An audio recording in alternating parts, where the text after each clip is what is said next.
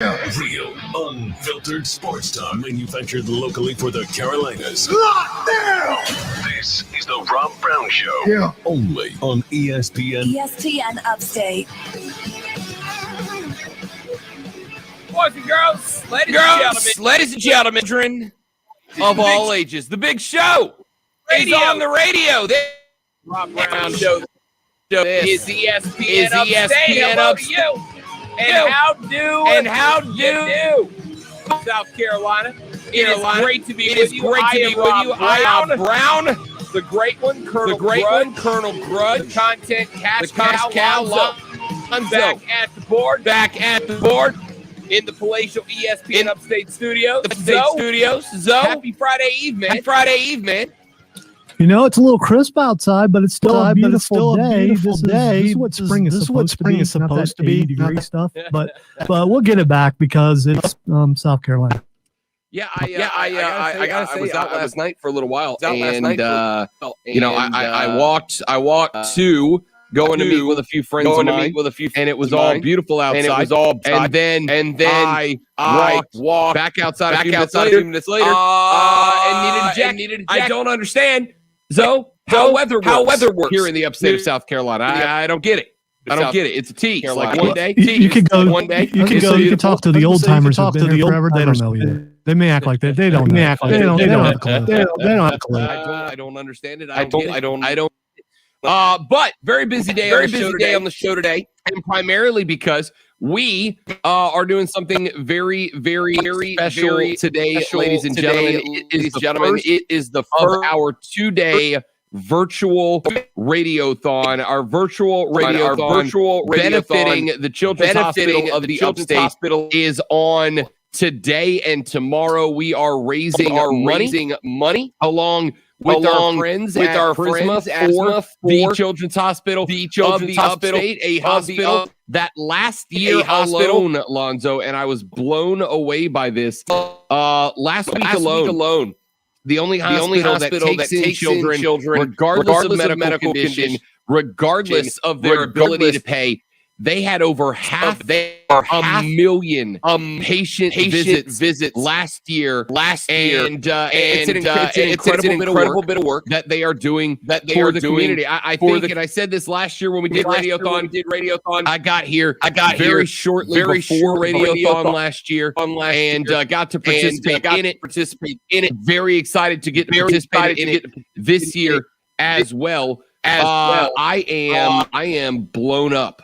I am blown up, and by the way, I apologize. I apologize about the echo. Got that fixed for you in our live stream at facebook.com/ESPN Upstate. I was blown away by how good Radiothon was last year. I was blown away by the people that work at the Children's Hospital of the Upstate. The amount of care they put into every single kid who walks through that front door.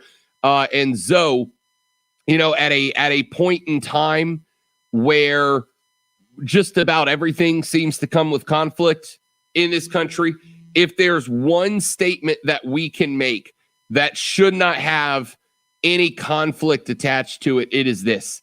At the end of the day, the next generation, the kids, not just of the Upstate, but around the country, but certainly the children within your community, if there's one group of people we should all be looking out for, we should all be working for, we should all be helping to have the best opportunity that they can get, it's the kids. It's the next generation. I think that stands true now and into the future. That's why we do the Radiothon. That's why we work to raise money for the Children's Hospital of the Upstate. That's why we're doing what we're doing today, Lonzo. It is something that I, for one, can say I'm very, very proud and happy to be a part of this virtual Radiothon. Unfortunately, obviously, because of the pandemic situation, we were unable to do it. Ordinarily, it's a big deal. We do it the whole week long. We're there at the Children's Hospital. We're in public. Couldn't pull that off this year, obviously, for the protection of the kids in that hospital. But so it's an incredible event. I'm honored to be a part of it. And all we're doing is asking folks to chip in where they can. Yeah, one of the coolest things about working here is for the last couple of decades, we've been partnering with Prisma for this radiothon to help take care of the kids. And if you've ever had a kid or you've had a kid who had to go to the hospital, you know what it's like and you know the kind of care they need. So this is the day where you need to give back a little bit to help take care of not only your children, but other people's children because they need the help. It's an opportunity, man. It's absolutely an opportunity to look out for the next generation, to help out the next generation. So during the course of the day today, we're going to do some very special things. We are going to introduce you to some of the kids that have gotten care from the Children's Hospital of the Upstate and Prisma Health. We are going to share with you some of their stories and the ways that they have been helped by the Children's Hospital of the Upstate, as well as the families who ended up having their lives saved. The kids having their lives saved, the families having their families saved because of the Children's Hospital of the Upstate. But before we do any of that, let us tell you how you can help, how you can donate. It's very simple. You can call the number 1-877-719-5437. That's 1-877-719-KIDS. 1-877-719-5437. And you can make a pledge there, or you can text Radio Cares, all one word, RADIOCARES, one word. Text Radio Cares to 91999. 91999. That is the Tremlin Mills text line. Make sure you text that number and you can pledge it. And look, if you are in a spot where you lost your job or you got furloughed, the pandemic has taken its toll on your family, we understand. We're not asking you to put your own financial struggles into a deeper hole if you are having them. But if you are fortunate enough to be in a spot where you've got a little saved up, a little extra, this money 100% stays local. It stays in your community. It helps the kids of your community. It stays right here with the Children's Hospital of the Upstate. So again, if you have a little extra and you can help, you can text you can call 1-877-719-KIDS, 1-877-719-5437, or text Radio Cares, one word, Radio Cares, to the Tremlin Mills text line at 91999. We're going to be, again, introducing you to some of those kids. We're going to be telling you about some of the things that this money will be used to purchase, resources for the hospital to use. It's an incredible day. We're honored to be a part of it, happy to be a part of it, and looking forward to raising a little money for the Children's Hospital of the Upstate. During the course of the day, I'm going to be telling you about the money that's come in, the number of listeners that have called in to make recurring pledges, one-time pledges, pledges over the phone, etc.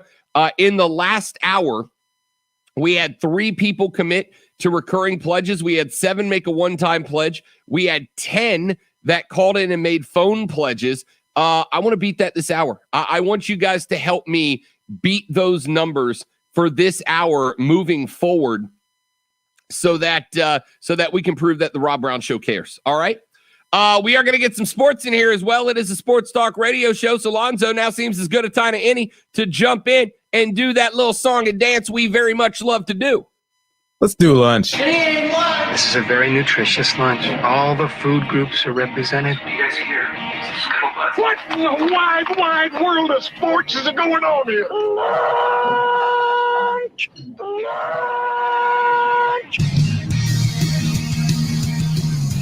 It's the lunch breakdown, the 3 things you have to know before you go start talking sports with your friends, family, co-workers, or the dog. We're going to jump right in and fly through this because we got a very special segment coming up in the next segment. Item number 1 on the lunch breakdown.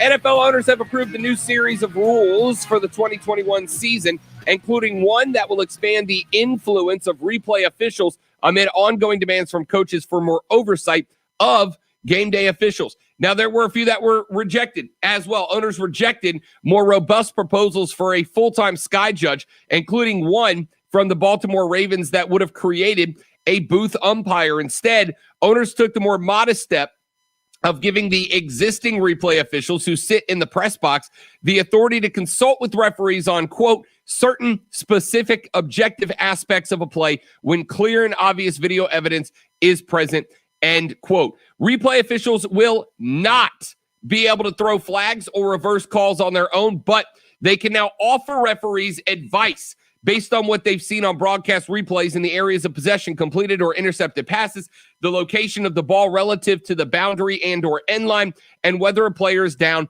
by contact. Previously, replay officials had been limited to participating in plays that were under review. Coaches will not have to throw the challenge flags to prompt that advice, which some replay officials have been giving referees informally for years.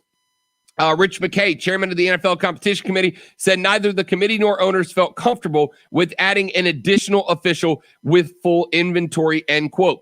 In other news regarding the vote from yesterday by the owners approved a relaxation of rules for the numbers of that players of certain positions can wear because of expanded practice squads. Running backs, wide receivers, tight ends, defensive backs, and linebackers can all wear numbers in the single digits now if they choose. Based on pre-existing NFL rules, however, players who want to change their numbers this season will have to buy out the inventory of the NFL's manufacturing partners. This would not apply to players who give notice in 2021 that they want to change numbers in 2022. That is to say, if a player is exceptionally popular in one of those positions, he would have to buy out all of the jerseys with the current name and number on it in order to be allowed to switch jerseys, which means that the only guys switching numbers this year are going to be the ones who aren't that popular. They also approved a one-year experiment in an attempt to make it easier to recover onside kicks. In 2021, the receiving team on kickoffs will be limited to 9 players within 25 yards of the ball. Last season, NFL teams recovered only 3 of 67 onside kicks. We told you that yesterday, the lowest total and recovery rate since at least 2001. As a result, the Eagles proposed that teams be given an option to gain 15 on an offensive play from their own 25 to retain possession. That was shot down. But receiving teams will now be limited to 9 players within 25 yards of the ball. It's not that big of a change. Most teams did that already anyway on onside recovery teams. The NFL table rule that would have expanded the area where players are prohibited from blocking below the waist. McKay said that there is enough support to pass the rule now, but that several teams had questions that will take some time to address. They eliminated overtime in preseason games. They changed a rule that will now force a loss of down if 2 passes are completed behind the line of scrimmage. They approved a rule change that ensures the enforcement of all accepted penalties during successive try attempts, defined as an opportunity for one team to score or 2 additional points during one scrimmage down. They did not act on a spot or choose proposal. We told you about this one proposed by the Ravens. The winner of the overtime coin toss would choose where they wanted the ball spotted on the field, and then the other team would get to elect whether they wanted to play offense or defense. They did not act on that, so overtime will remain as it stands. Decided to include taunting amongst its points of emphasis for this upcoming season. Taunting penalties will be handed out more liberally, and officials will be looking for them more diligently. They tabled a proposal from the Buffalo Bills that would have pushed back interviews for general manager and head coaching positions until after the championship round of the playoffs, and would have prevented hires until after the Super Bowl. It will be further studied. And they completed a study of the sharp drop in offensive holding during the 2020 season. Rich McKay said that Walt Anderson, the NFL Senior Vice President of Training and Development, would clarify the standard and put together a video for teams to consume before the 2021 season. We'll circle back around to those rule changes later on in the show. Item number 2, 2 bits of news about Trevor Lawrence. Nothing big. Everything is on pace after his surgery. His recovery and rehab seem to be going well. Trevor Lawrence, however, earlier this week did address criticism of his motivation in a series of tweets regarding the quotes from a Sports Illustrated story He said that they have been, quote, misread, end quote. He said, quote, I am internally motivated. I love football as much or more than anyone. It is a huge priority in my life, obviously. I am driven to be the best I can be and to maximize my potential and to win. I am secure in who I am and what I believe. I don't need football to make me feel worthy as a person. I purely love the game, end quote. So I don't think Trevor Lawrence had any, I don't think there was any reason that Trevor Lawrence needed to address the comments and the criticism. I think Trevor Lawrence, all he did in that Sports Illustrated article was prove that he is a well-rounded dude with a balanced life. And while, of course, we all want a QB who eats, sleeps, breathes, thinks football 24/7, at the end of the day, there is no requirement that your QB only ever talk or think about football. I don't think Trevor Lawrence needed to respond, but I'm glad he did. Yeah, but this is not a trend that he wants to start because of where he's going to go play. And chances are it's going to be a difficult time for him, more than likely for a while they try to get that thing turned around. So he's going to have to deal with a lot of criticism. If he's going to address it every time he's criticized, he's going to be speaking a lot. We're going to talk more about that coming up later in the show. Also in item number 2, Dabo Sweeney has thrown out his comments while Trevor Lawrence was answering criticism. He said, and I quote, I'm excited about it. I think Urban will do a great job with him. They'll put a good team, a good staff around him. I don't know what the predictions are for Jacksonville, how many games they're going to win, but whatever the prediction is, they'll exceed that as long as he stays healthy. And that's the other thing. He's a guy that's always available. And we all know as football coaches, the best ability is availability. Dabo Sweeney says that he believes Trevor Lawrence and the Jaguars will win more games than expected with Urban Meyer as the head coach there this year. He also went on to compare Lonzo, Trevor Lawrence. He called him the Steph Curry of football. He said that every time Steph Curry's got the ball in his hand and puts up a three, the world is watching. It's electric. It's exciting, et cetera. He said that Trevor Lawrence is the same guy with a football. When TL16's got the ball in his hands, he's the Steph Curry of the NFL or of football. It says that he thinks he'll be that same guy at the NFL level. Absolutely agree with him. And like Steph Curry, if you get some defense in his face, he's going to struggle. Ooh. Zoe bringing the heat today. We're going to have some fun. And finally, item number 3, Alabama Governor Kay Ivey is now the most recent leader to sign her state's name, image, likeness bill into law, which would go into effect starting July 1st. Athletes from now 6 SEC schools in 4 different states, Alabama, Georgia, Florida, and Mississippi, are now on track to be allowed to start cashing in on the notoriety in a variety of ways starting in July. Now, while the possibility of a national law or NCAA rule change opening the door for all college athletes before July still exists, it appears lawmakers from more and more states are unwilling to wait for Congress or the NCAA to act at the risk of having their colleges fall behind their competitors. Florida passed its law last June, the first to push the timeline up to this summer and add some urgency to the discussion about how to regulate the future marketplace for college athletes. Uncertainty about if and when a nationwide rule might be put into place has caused other states to go ahead and move forward. We mentioned that Georgia, as well as Mississippi and Alabama, are on that list now as well. There is more to the calendar coming up that could have a major impact on this, and we're going to talk about it. But this is something for the folks in South Carolina to be concerned about, Lonzo, because those squads in Alabama, Georgia, Florida, and Mississippi, those teams, if they are recruiting a dude who is also being recruited by, say, Clemson or South Carolina, and they go, hey, we could give you everything that those schools have, and on top of that, you can come here and you can earn money on your name, image, and likeness. That's a pretty hefty hammer on the recruiting trail for those 4 states, Lonzo. You got to wonder if seeing other states now en masse start to enact NIL laws might push the governor of South Carolina to do the same and put South Carolina on the forefront of this discussion. I don't know about that. Possibly. And this will affect recruiting eventually, but not until, the student athlete is able to benefit from getting that money. So until that's actually signing a law is one. It's one thing. Actually seeing the students benefit from it. If that happens, then you can use it for recruiting. But right now, it's just talk. All right. 844-GSP-ESPN. 844-477-3776 is the number. Text us on the Ingles Market text line at 71307. It is open for you now. Start your text with ESPN. We'll read them on the air. The Ingles Market text line is there for you. Let's take a quick break. When we come back, we are going to introduce you to one of the young people that the Children's Hospital of the Upstate has helped tremendously.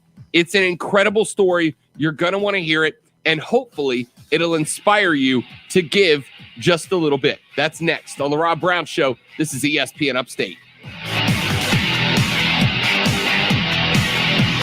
The Rob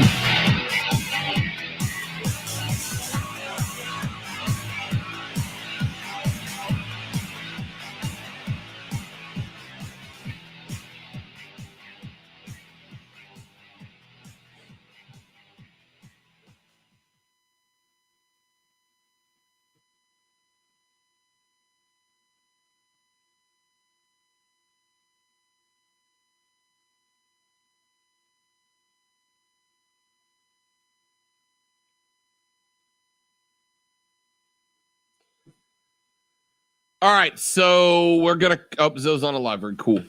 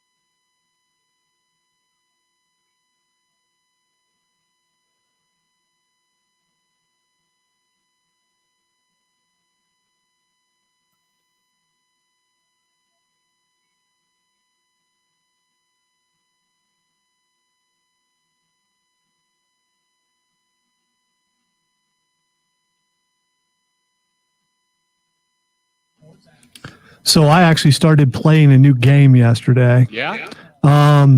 It's not really new, but you know, I don't know if you look at the bottom of Game Pass and see all those Yakuza games. And it's like, you know what? I need to try this and see if it's any good. There's like 6 of them on Game Pass. So being able to play through 6 games is kind of cool. And it's all right so far. It's not, if you're into story, Right. which I do like story, it's great. So far, like an hour or so in, I would say it is 2/3 story and 1/3 actually doing something. Okay. As far as the fighting goes, there's a whole lot of go over here and then go to a different story, go over here. And I hope it opens up eventually.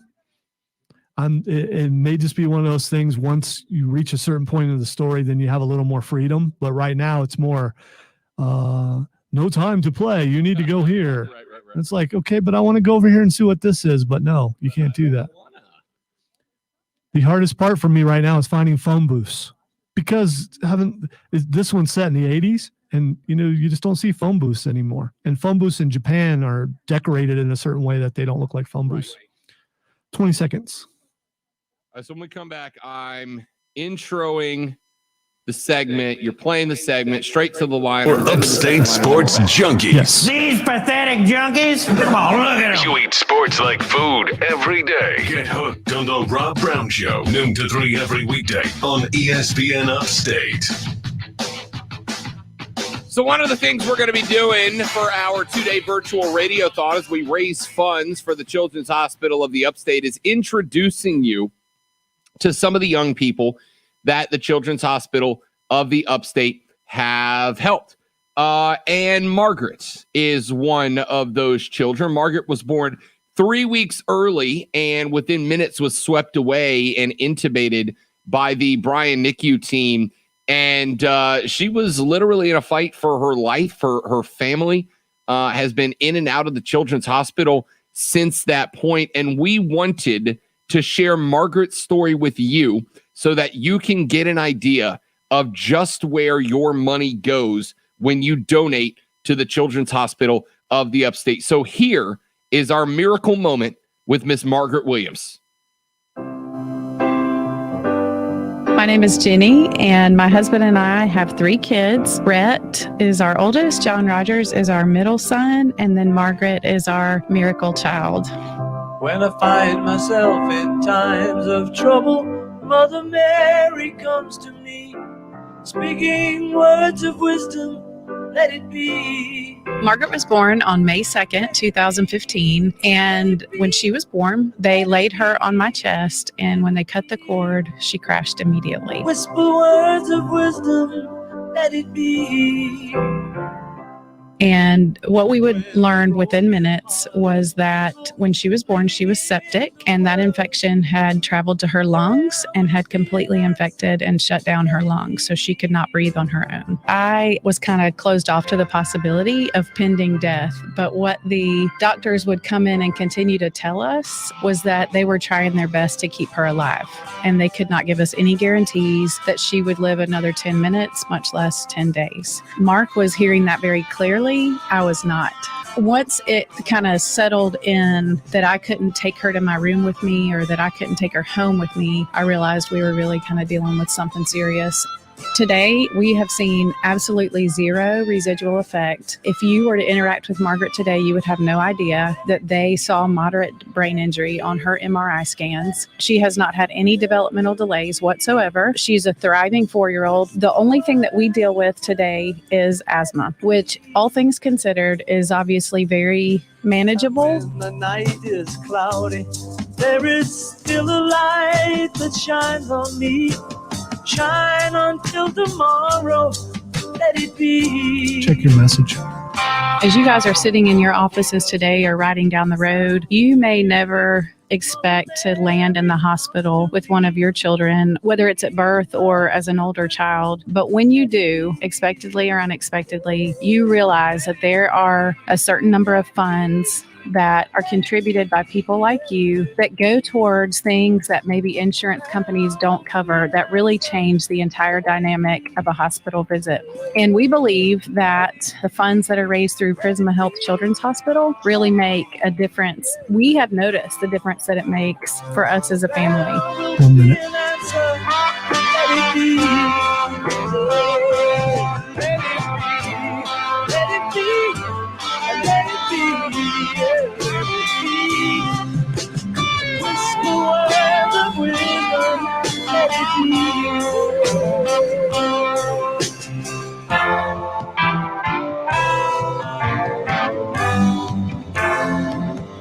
This miracle moment brought to you by Ingalls. Here's something I bet you didn't know. Every year, the Children's Hospital uses 623,000 babies. 10 seconds. We really need your help.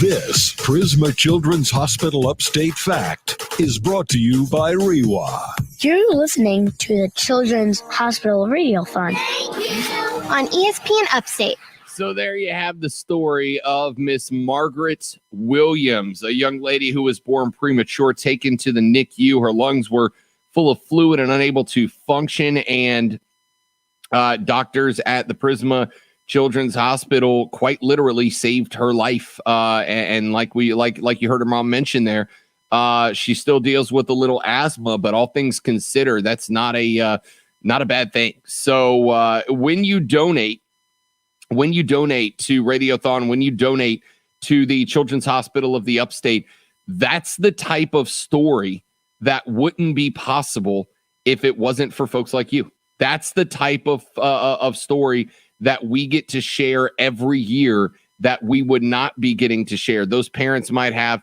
a much worse outcome, and the stories we would be sharing would be dramatically different if we were unable to do this Radiothon, and if it wasn't for you guys being able to help to pitch in and donate. So again, if you want to donate this hour, I will tell you that you can call 877-719-KIDS, 877-719-5437, or you can text Radio Cares, all one word, Radio Cares to 91999. Radio Cares to 91999 in order to donate.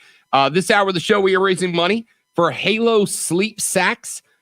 In South Carolina, sleep-related infant deaths are 18 times more likely than a motor vehicle-related death of a child. A Halo sleep sack is a wearable blanket that models safe sleep practices. It allows for safer sleeping with children, the children who need to be next to their parents, especially preemies, etc. Items needed for parents needing a full safe sleep consultation in the newborn nursery. The sleep sack will enhance the current education and programming to promote safe sleep practices in the home. So when you text in to the Trammell Mills text line at 91999, or you call in your pledge at 877-719-KIDS, that's what you are helping to purchase this hour of the show. All right, let's take a break. We'll come back here in just a minute. We'll talk about some of those NFL rule changes that were both approved and rejected, and what we think they'll mean for the league next on The Rob Brown Show and ESPN Upstate. The Rob Brown Show. Listen on your computer and tablet at ESPNUpstate.com. From the Ingles Market Studio, this is ESPN.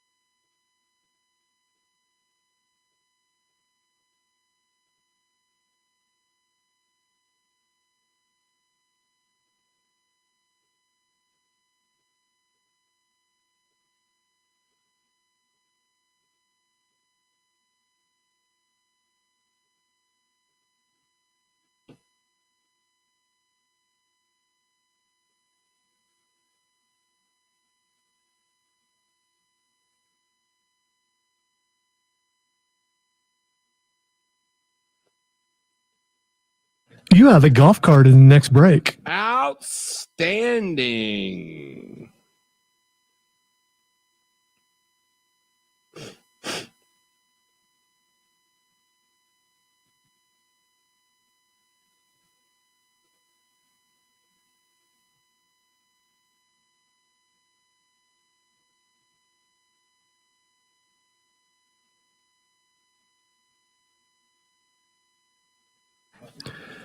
So are we still doing Fight Club or are we moving it somewhere?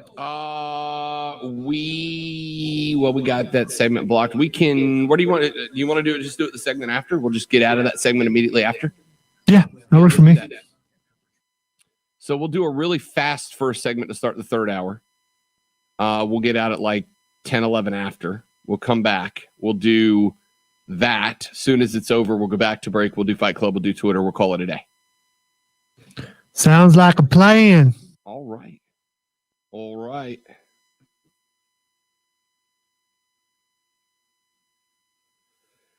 Steven said, hey, Rob, went back and rewatched Falcon and Winter Soldier. As Mark Ryan would say, my take on it came from the country of wrong. No, look, Steven, you weren't wrong for having a reaction to it up front. I think that's kind of the point, right? To get you to look at things from not just a different perspective, but a perspective that's actually shown to you on a personal level. And get you to think about these things. One thing that drives me crazy, though, is that we've hit this point in the country where, like, if you change your mind, you're weak, and that's not an ideal place to be. You should always be willing to reevaluate things and take a second look. And I'm good on you, Stephen, for doing it. 1 minute, and you were wrong on one thing, Stephen. Never quote that guy. Don't do that. Don't do that. I was like, quote what guy? Oh, do yourself a favor. Don't quote that guy.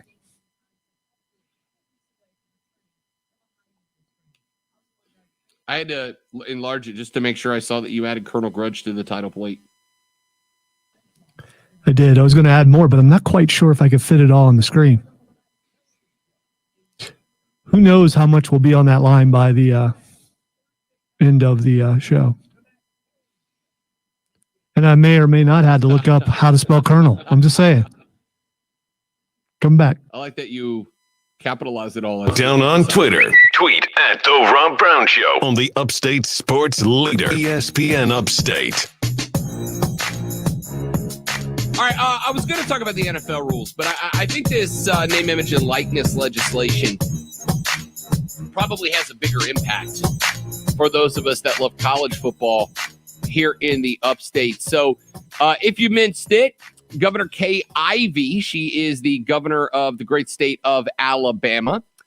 Kay Ivey is the most recent governor now to sign her state's name, image, and likeness bill into law, which will go into effect starting on July 1st. So now there are 6 SEC schools in 4 different states, Alabama, Florida, Georgia, and Mississippi, that are now on track to be allowed to start cashing in on their name, their image, and their likeness starting in the summertime. There are a lot of other states that are in place. There are states with laws in place right now. They include Alabama, Arizona, which passed theirs back in March, goes into effect July 23rd. California passed theirs back in September of last year. It goes into effect January 1st, 2023. Colorado passed it March of this year, goes into effect Jan 1, 2023. Florida passed theirs June 2020, goes into effect July 1st of this year. Michigan, December of last year, goes into effect on New Year's Eve 2022, so effectively Jan 1, 2023. Mississippi passed theirs April 1st, in April of 2021, goes into effect July 1st of 2021. Nebraska passed July 2020. It goes into effect no later than July 1st. Those schools can implement that new policy at any point that they want before that date.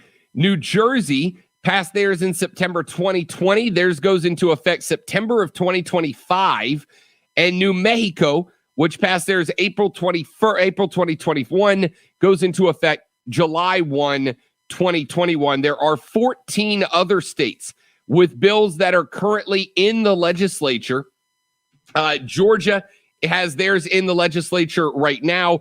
Iowa, Kansas, Maryland, Massachusetts, Montana, New York, North Carolina, Oregon, Pennsylvania, Rhode Island, Tennessee, Texas, and West Virginia all have their NIL laws in the legislature looking for approval right now. So each one of these states' law is a little bit different. So the question, how expansive will the new opportunities be? Those questions are going to be settled in the spring and summer of this year as those laws go into or get signed in many of those states between now and July. Obviously, we now know that a bunch of these schools will have theirs in place and active in July. 6 SEC states across 4 schools are now covered by this law, signed into effect by their various states, which is going to be interesting starting in the next recruiting class. Now that we are at a point where some schools will be able to say, if you come here, you will be covered by NIL laws. You will be able to make money off of your name, image, and likeness. What will that provide as a recruitment opportunity for those schools versus the ones that do not have the NIL laws in effect? Zoe, I can tell you right now, man, I don't know about you and where you were when you would have been in your college recruitment period, but I can tell you pretty quick, if I had 2 schools to pick from and both of them held a big appeal to me and I was very interested in those 2 schools, and one of them said, hey, if you come here, you can do all the same things, but also make a lot of money based on who you are, that school would have had an edge because money is good. It's a good thing. Zoe, I'm interested to see, for instance, say how South Carolina, how Clemson and how South Carolina are going to respond when Georgia is going to be able to say, you got NIL laws. Auburn and Alabama, Mississippi and Mississippi State, Florida, Florida State, Miami. North Carolina's got their legislation in place right now. It could go into effect next year. So UNC, Duke, Wake, etc. You got a lot of big schools that compete directly with Clemson and South Carolina that are going to be able to offer NIL laws here that is going to give them the opportunity to make a little more money. Zoe, good luck competing against that. Yeah, I get your point, but at the same time, if you're an offensive lineman, it don't matter. You're not going to get any money if you're not a quarterback, if you're not a running back, if you're not a star receiver, you're not going to get any money. So it's not going to be a factor for you.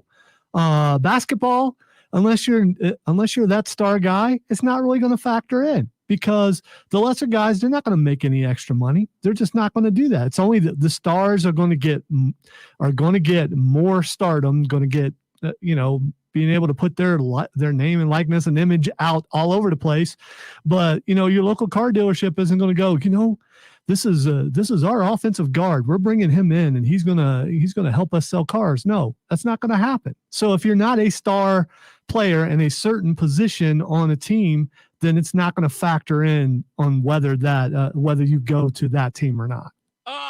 To some degree, I agree. And then there's a little part of, first off, foremost, you're right. Let's say, theoretically, it does only impact the stars. Well, if you're trying to recruit the stars, that's kind of a problem, right? Like the stars are the ones who make and break teams in college, whether you like it or not. If you're trying to, let's say there's a really good basketball player out of South Carolina, somewhere in the middle of the state. So he's not really in Clemson or South Carolina's backyard per se. And both of those schools are interested. Both of those schools are interested there. And then all of a sudden, Georgia calls and goes, hey, kid, why don't you come to Athens? You're going to be a stud, right? We're going to give you the start right off the bat. And BT Dubs, you come to GA, you come to Athens. Not only do we have just as good of a college scene around the hood in Athens, but on top of that, you're going to be able to get sponsored here. You're going to be able to get car dealerships and restaurants that will pay you a few $100 a pop to show up and eat some crab legs, to show up and drive a Nissan around for a little while. Again, all the laws are different in every state. I'm kind of working on a hypothetical here to make a point. Zoe, again, if I'm that star, that just made me think Jameis Winston's your quarterback. Yeah, I don't know why I went crab legs immediately. If you're a star and Georgia's on the list, and maybe they're only slightly below South Carolina or Clemson, but I know I can go there and make a few hundred extra, maybe even 1,000 extra a semester just by being me. I gotta tell you, it's kind of a big check mark in the pros side of the debate. You know what I mean? Well, let me throw something else out there. Suddenly there's a bidding war. So thanks to the new transfer portal rules, you get there, you were promised that you're going to get all this extra money. You don't get it. Well, then you just get mad and go somewhere else where they say, hey, you know, you didn't make the money there, but you come here. I guarantee you, you have this dealership, you have this, you have this. So those two rules together are going to cause some problems. Subjectively speaking, you're not wrong. Subjectively speaking, there may be some things that you consider a problem that I don't, that I'm okay with. That's a good point, though. You're not wrong. All right, your thoughts. 844-GSP-ESPN, 844-477-3776. Text us at 71307, 71307 on the Ingles Market text line. Start your text with ESPN. What's your reaction to Alabama now joining and being the most recent? Plus, remember, it is our virtual radiothon. For this hour of the show, we are working to purchase Halo sleep sacks for the Children's Hospital of the Upstate. You can pledge by calling 877-719-5437, 877-719-5437, or texting Radio Cares, all one word, Radio Cares, to 91999. The Tremolo Mills text line, 91999. Text Radio Cares, all one word, and contribute. We appreciate everybody who has checked in so far. Taking a look at our running tally board right now. You guys have been tremendous. We were looking this hour to purchase 9 of these. We've got 6. We've got 6 in the bag so far. We got 11 minutes to be able to get 3 more. We are looking for those miracle makers. Again, we need you to call in right now and donate to 877-719-5437 or text Radio Cares to 91999, the Tremolo Mills text line. Let's take a break. Back after this to wrap up our number 1 of the Rob Brown Show. This is ESPN Upstate. Golf cart. Yep. The Rob Brown Show. Listen on your Amazon or Google smart speaker. Just say, play ESPN Upstate. The best deal for golfers in the Upstate is back and better than ever, y'all.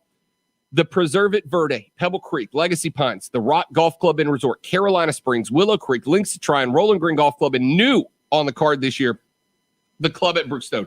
If you called any of those golf courses, say, hey, I want a Sunday tee time. It's going to be beautiful outside.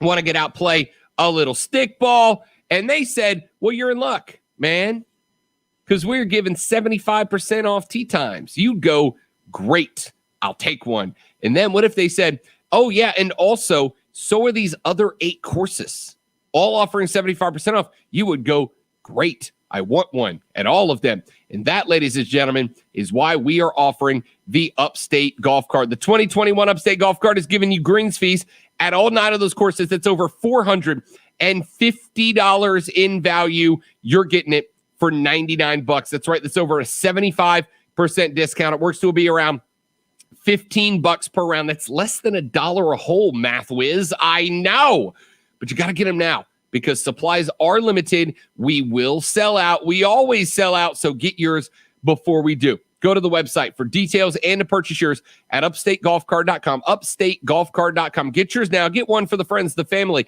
La Familia. Have a great day out on the links with your friends and your family. Upstategolfcard.com. It's the 2021 Upstate Golf Card.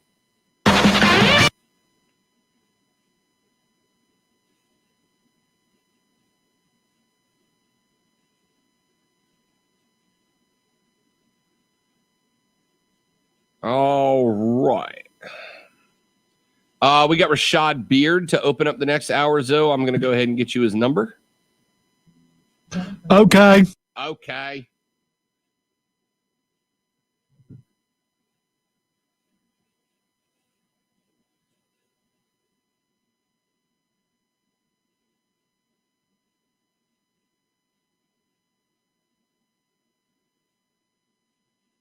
So I wonder how soon someone will arrive in the building and how soon will they be sitting across from me? They're in Ingles today, so tomorrow. Forgot about that. Forgot all about that. Okay. So, all right. As if anybody didn't know who I was talking about. They do now. I thought that was fairly discreet. You, on the other hand, not so much. But, you know. I don't think anybody who is listened to this station for any length of time thought that was discreet, Lonzo. I beg to differ. So why? My discretion is legendary. Yes. Matched only by your humility and good looks. Tag on right. What was your question? One that I should not ask you over the live stream. About decisions for one and not the other? Correct. That discussion was made, and I will say that I probably had the same opinion that you do.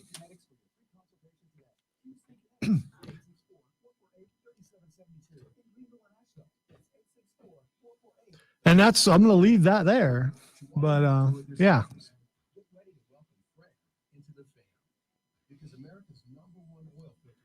Some would say that don't make no sense. I get my second shot right after the show's over today. Not quite sure that matters, but no, I don't think it does. I mean, it does for you. But, yeah. There are more people in the building today than have been in the building for the last year. Yeah. So I kind of want to ask just to see what I get. You should, because if you can make that change for tomorrow, at least for one show, or else why have this big old thing of plexiglass here? The old penalty box. It's a good 2 feet above the console. Sorry, 1.5 feet. I think it's 2 feet. It comes all the way up to the bottom of the monitors. 1 minute.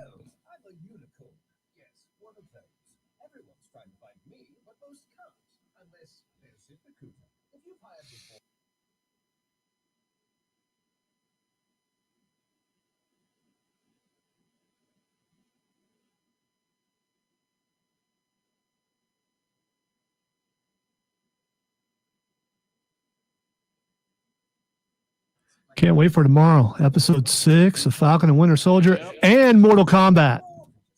Yeah, I'll be watching that this weekend. Actually, no, I won't. I'm stocked this weekend. Gun event Saturday, Triumph game Saturday night, Kentucky Derby. Nope, that's next weekend. Well, in my duties for my other job, other show, I'm required to watch Mortal Kombat because it's my job. True story. That's why I love this job too, because anytime I start watching sports and somebody goes, "That's too much sports," I can go, "I'm really sorry, it's my job." Messing around. Real, unfiltered sports talk on the Rob Brown Show, ESPN Upstate. The Rob Brown Show on your radio. Wrapping up hour number 1. Remember, our virtual radiothon taking place right now. Want you to text in to Radio Cares to 91999 91999. Text Radio Cares RADIOCARES or give a call to 877-719-5437. That's 877-719-KIDS to contribute to the Children's Hospital of the Upstate. By the way, we got another one of the sleep sacks purchased. We need 2 more, and we have about 4 minutes left to meet our goal. So please, please, please call in, check in. They are $22 a piece. So if you've got a spare $22, sitting around right now that you can part with. Look, if you were going to go hang out this weekend and just chill with a friend, take that $22 and donate it to the Children's Hospital of the Upstate and help take care of those moms who have got to learn how to take care of their kids at nighttime. That's what these things are for the newborn nursery. 100% funded by donation. Excuse me. We have 7. We need 2 more.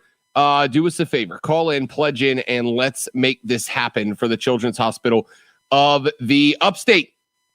844-GSP-ESPN, 844-477-3776. Text us at 71307-71307. Start your text with ESPN.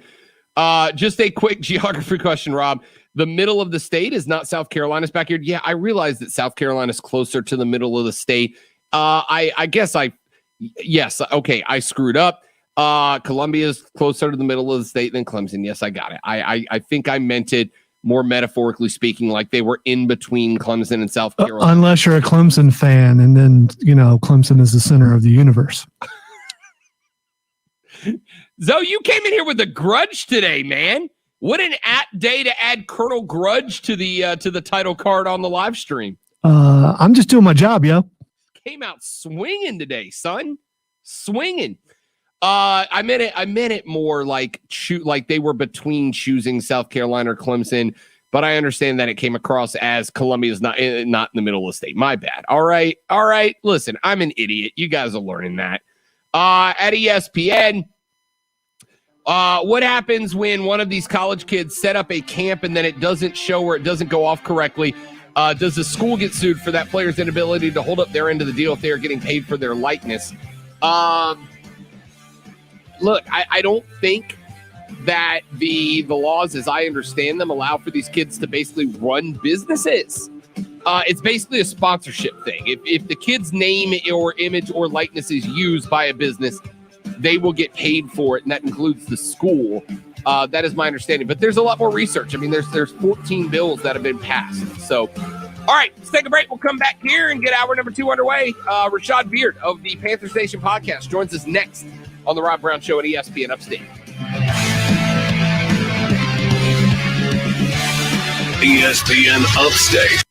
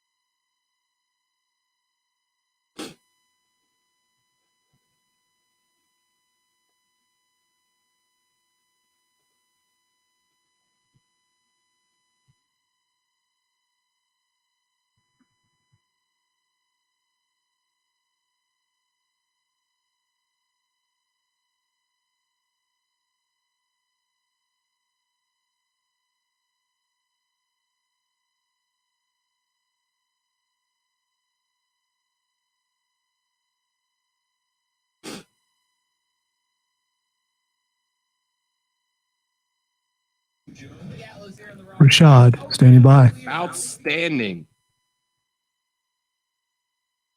I haven't reached a point where I can small talk with him yet because I don't have enough confidence. But, a couple more times he's on, I might ask him how he is today. There's no one out there more awkward than me when it comes to that stuff. If there is, I feel really sorry for him. People don't believe me, Lonzo, when I tell them, and you're probably the only one that understands this. People don't believe them when I tell them that in real life, I'm actually a really introverted person. Well, not like really introverted, but like I'm a relatively introverted person. Like I don't. You're quiet. Yeah. We can sit in the office back when you used to be here and not say a word for a long period of time. Yeah. Like, I don't have to constantly talk. And when I'm out, I don't walk up and introduce myself to new people and whatnot. I'm actually relatively shy. Now, you can hand me a microphone and a stage, and I can jump into a room full of people and MC a crowd. Like, I've MC'd events for upwards of 2,000 people at points in time, no problem.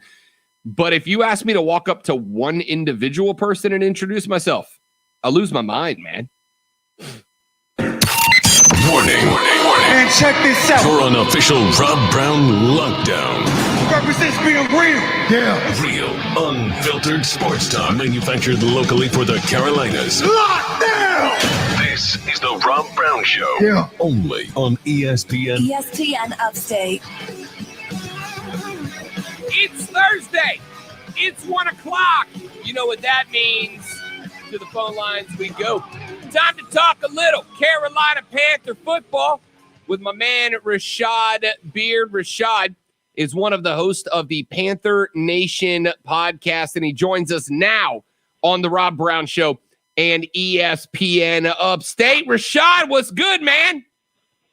Rob, what's going on, brother? It's a pleasure to talk to you because it's on Thursday and the week is almost over. So it's always fun talking to you this time. Love to hear it, man. Love to hear it. And big week. Let's jump right in, man. Let's get right into it. Obviously, we're keeping an eye on the draft because at this point, it's like every bit of news that comes out ties to the Panthers somehow. We heard earlier this week that the Patriots could be looking to move up, the Dolphins to move down. With those moves being discussed, Adam Schefter. Oh, and Schefter also talked that the Panthers have had conversations about moving down out of the 8th spot. Look, I know that's a lot to all digest at one time, man. But with all those news stories coming out this week, where do you stand? What you thinking?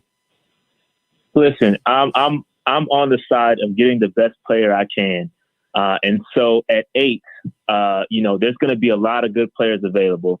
And depending on how far back you go, you're kind of eliminating yourself from getting such a great player. So I'm all for trading back. It just depends on who's on the board at the time I decide to trade back and how far I'm going back. Because you got guys like the football team, Washington football team, they're going to be looking to move up. You're going to look at teams like the Bears, they're probably going to look to move up. And they're in the 19s and 20s, okay?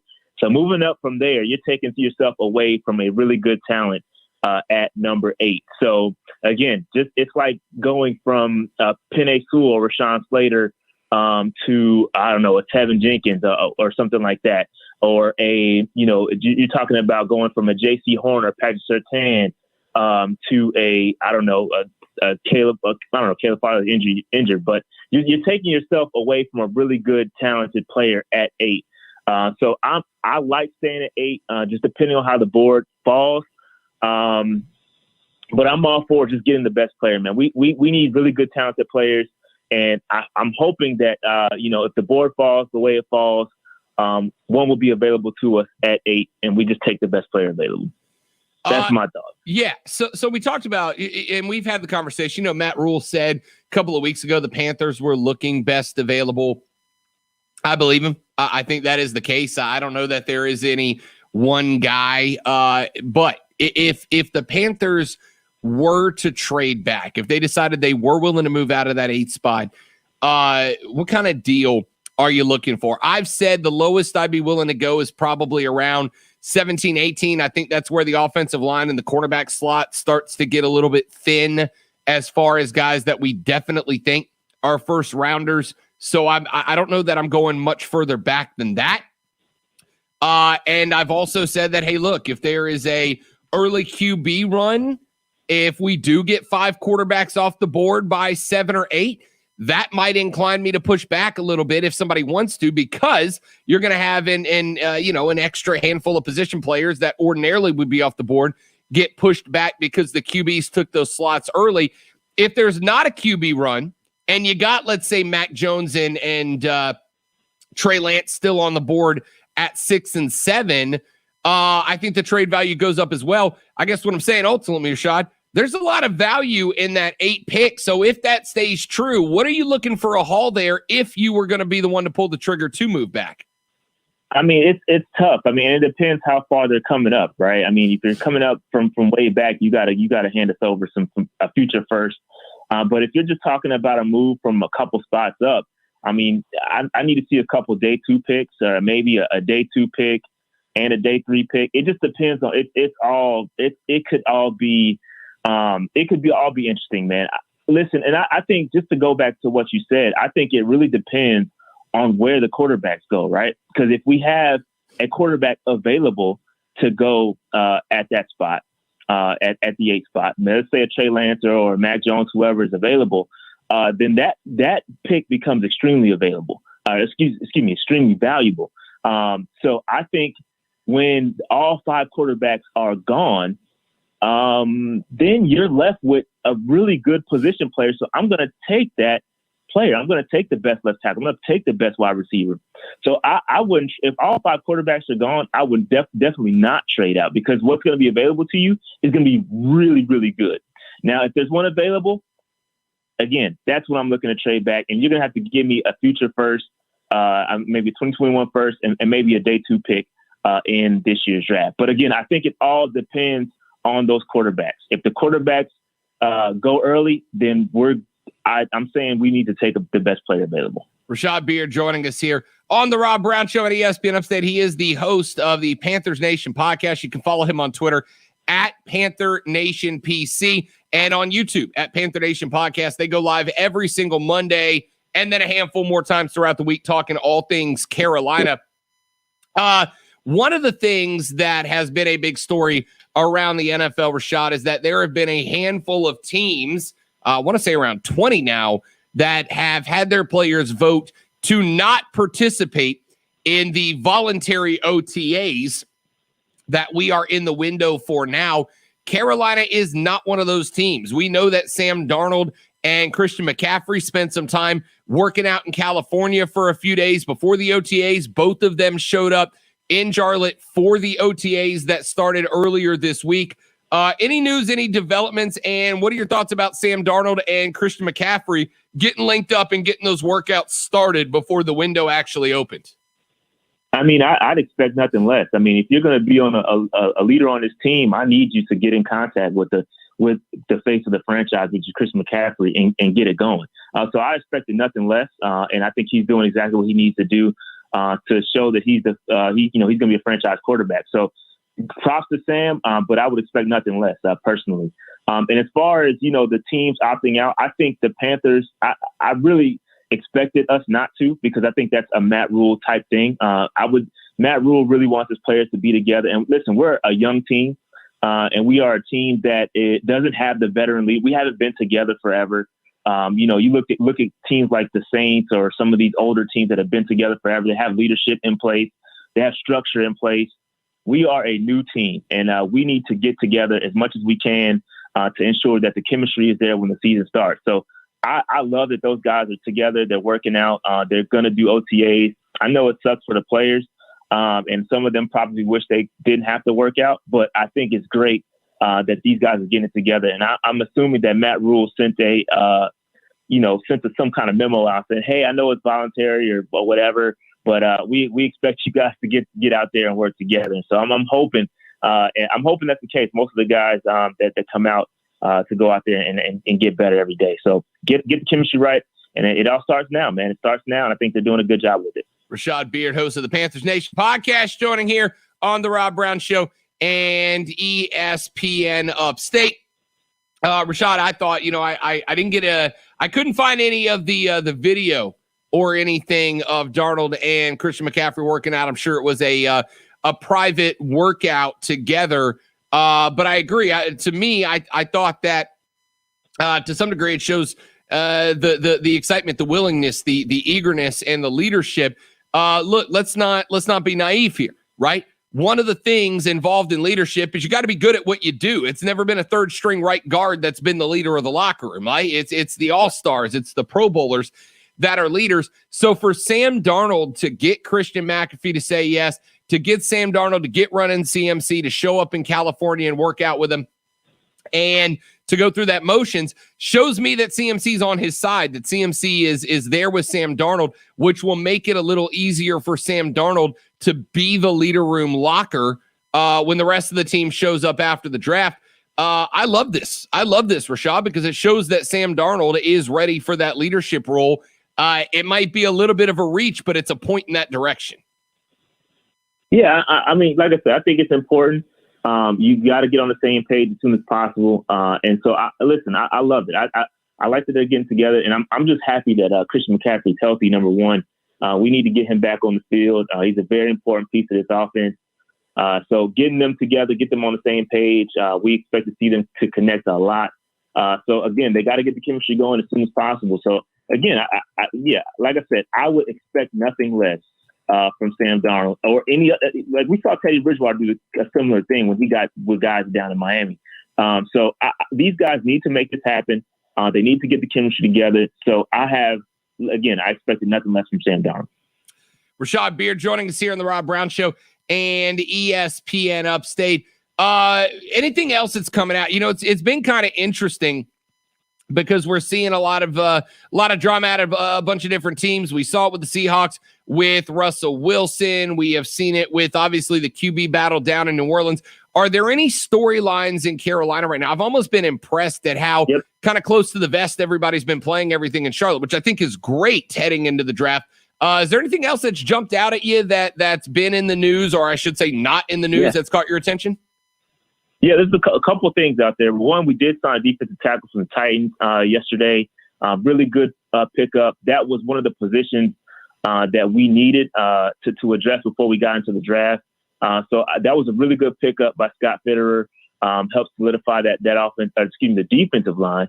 We need some help there, letting go of Zach Kerr and letting K'Wan Short go.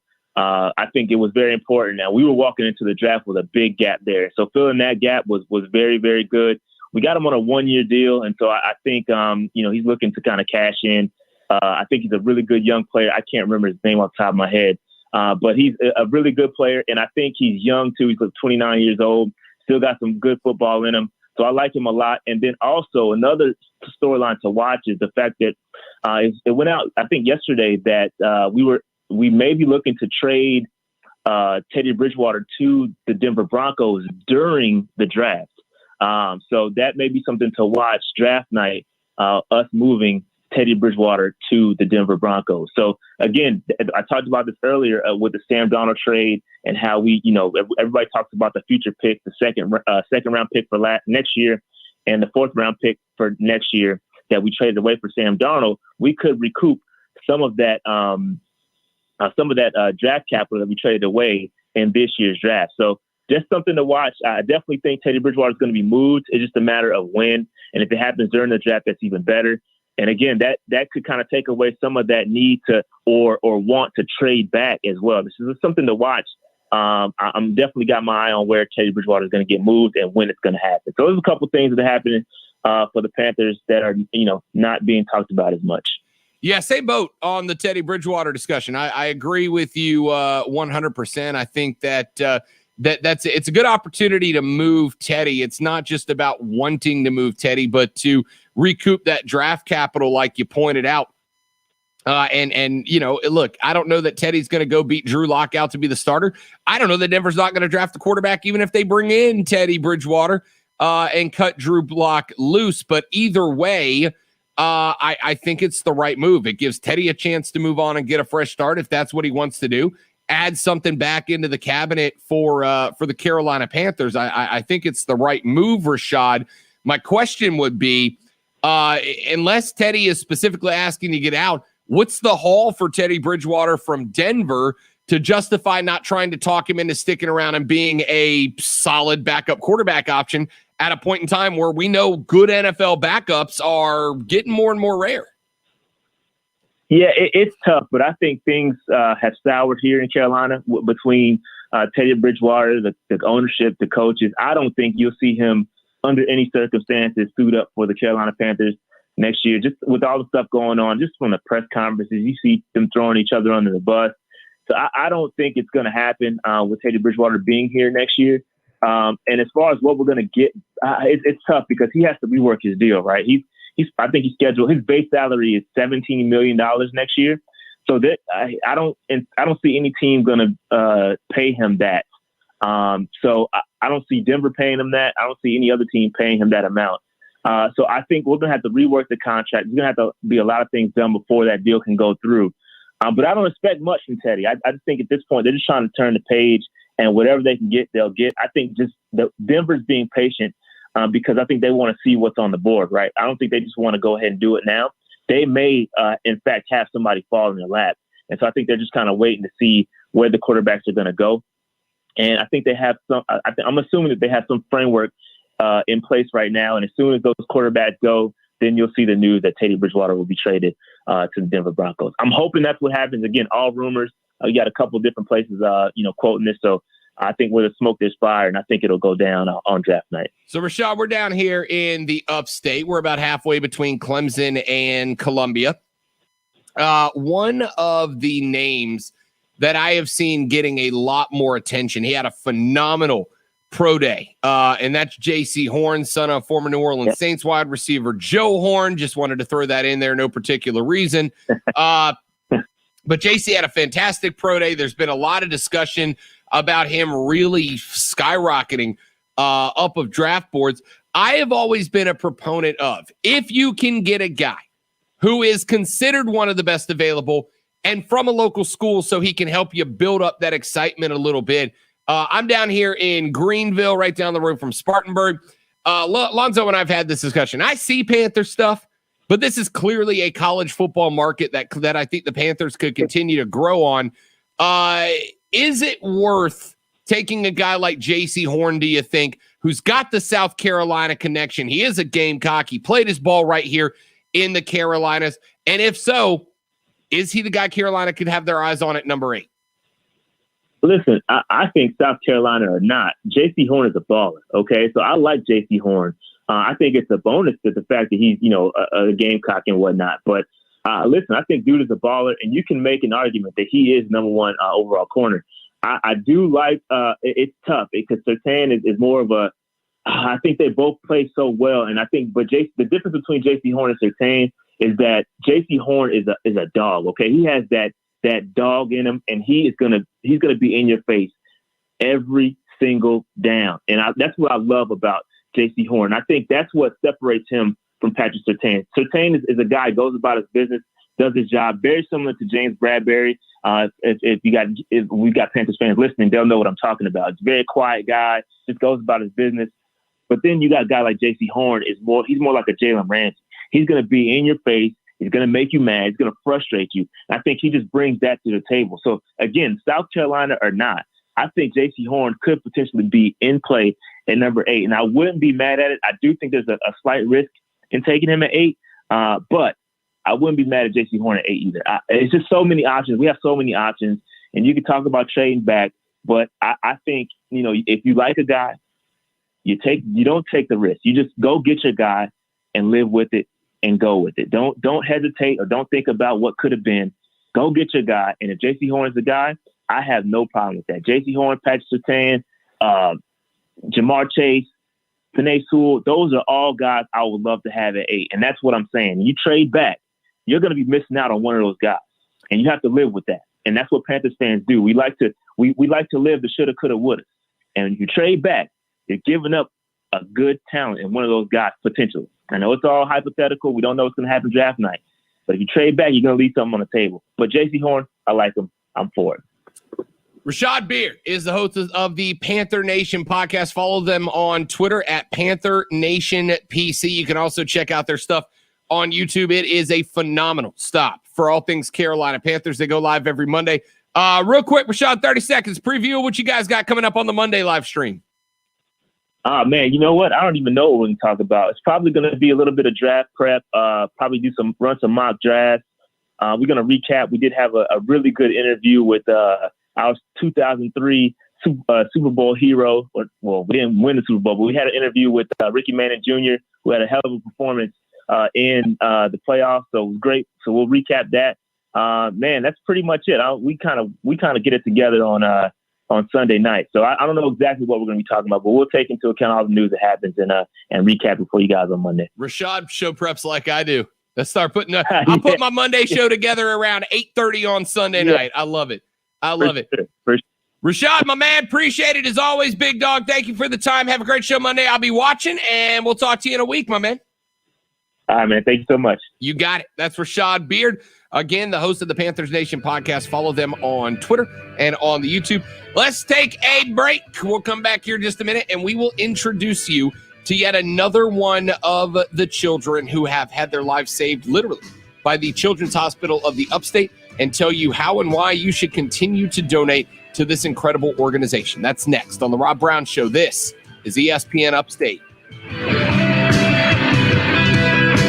The Rob Brown Show. Listen on your phone every week.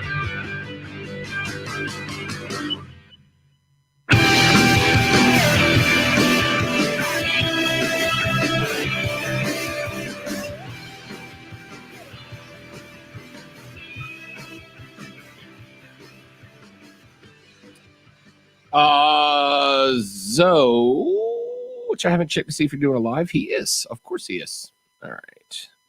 Hey, Miss Lisa. Hello. Good to see you again. Thanks for coming to hang out every day. We appreciate it. I appreciate it. I'm assuming Lonzo appreciates it. It would be awkward if he didn't.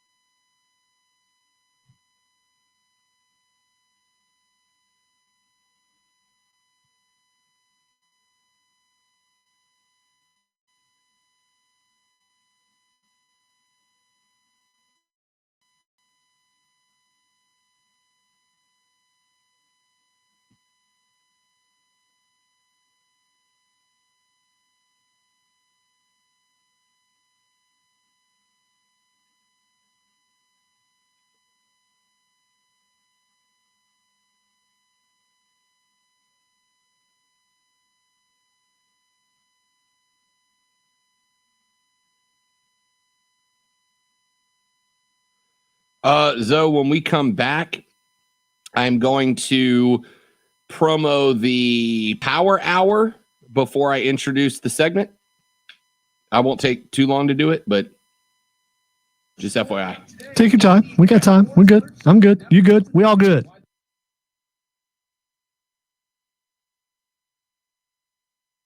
So I don't want to click on this, but Fat Wolverine is trending for politics.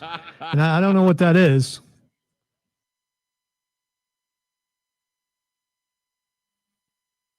Fat Wolverine. I almost did a Fat Wolverine for Halloween a few years back. Shaved the mutton chops in and everything. You're a little tall for that. I'm just saying. Don't try to kill my hopes and dreams, Lonzo. I don't appreciate it. Wolverine can't be tall. Unless he's like been on the rack or something. I don't know if you can stretch adamantium that way. I should have used my nerdy voice when I said that. Your regular voice is your nerdy voice, Lonzo, and I say that as someone else in the same boat. I'm not offended. should be. It's true. It's not bad. There are way worse things I could say about you. Well, that's just the decent human thing to do. I had leukemia when I was a teenager, and at one point, the doctors gave me just 2 weeks to live. The kindness of friends and neighbors around us was an enormous boost to my family. So I can't figure out who said it and what the context is, but someone called Ted Cruz a fat Wolverine.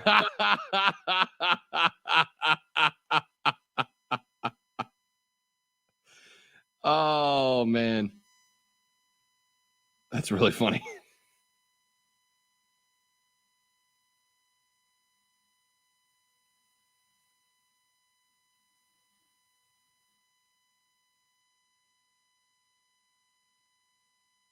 See, I get if you call someone Fat Elvis or something like that, but Fat Wolverine, I mean, I guess I kind of see it.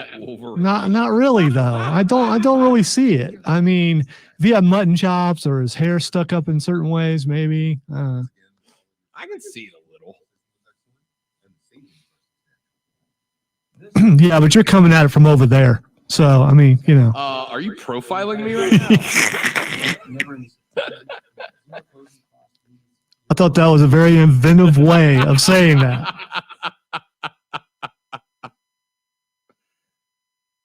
I don't care either way. I don't care what political side you're on. If you look like a fat Wolverine, I'm okay with it, but I just don't see it entirely.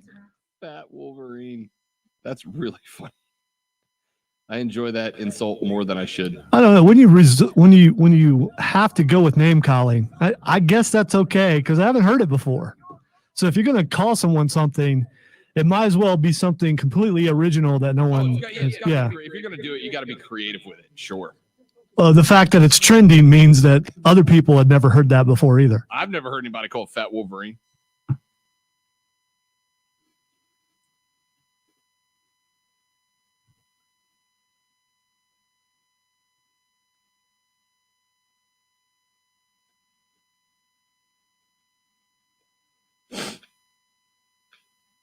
One minute.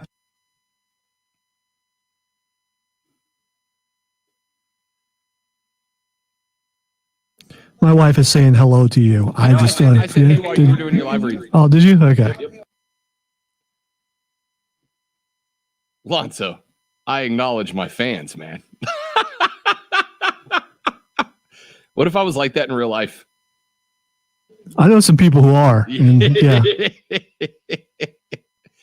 I always have to be careful when I do my false bravado.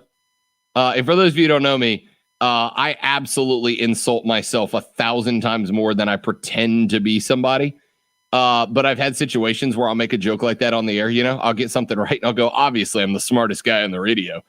And I will get people calling in like, what a braggadocious. ESPN. Text keyword ESPN and your message to 71307. Get in the game on the Rob Brown Show. Only on ESPN Upstate.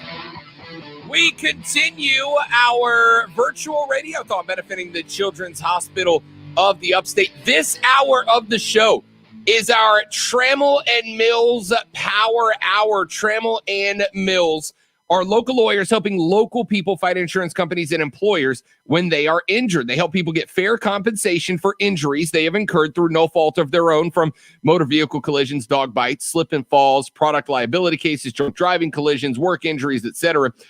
Trey Mills came to Children's Hospital Upstate when, at the age of just 2 months old, his first child needed surgery. The law firm sees injured children every day, so sponsoring Children's Hospital Upstate Radiothon was just their natural way of giving back. In this hour, during the Power Hour, they are matching donations. So if you call in and make a pledge over the phone at 877-719-KIDS,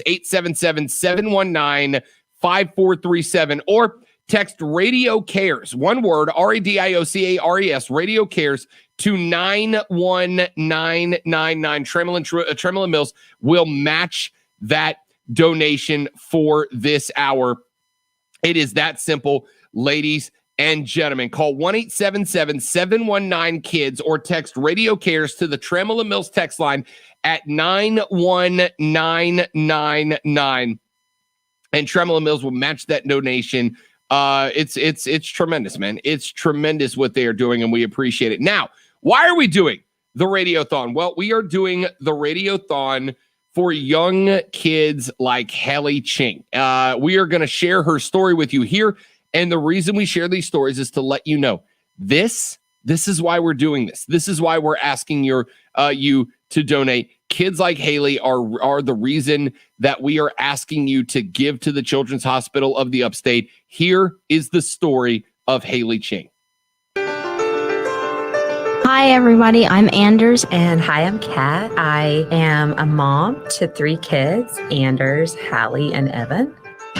So I had my first child in 2008, and it was Anders. He was and is a very typical rambunctious boy. And then in 2010, my daughter Hallie was born, and she came 5 weeks early, but we weren't really that worried about her, even though she was a little bit of a preemie. She only had low body temperature and low birth weight. And so we stayed in the hospital a little extra time, not even in the NICU. And then we went home and launched into 9 weeks of having 2 little kids and thinking everything was just perfect in the world. Hallie didn't really develop. When we went to her 2-month well child check, we were a little bit worried because we had not noticed her making eye contact and her muscle tone was pretty low, but we weren't that worried. We just thought it was because she had been born a little bit early. When we got home that afternoon, we got a call from our doctor, and she said the EEG was bad and in a really bad way. Hallie's not going to be able to walk or talk, and she's probably going to need resources for her entire life. And it was, of course, there are no words to describe that feeling. We got a loose diagnosis of mitochondrial disease.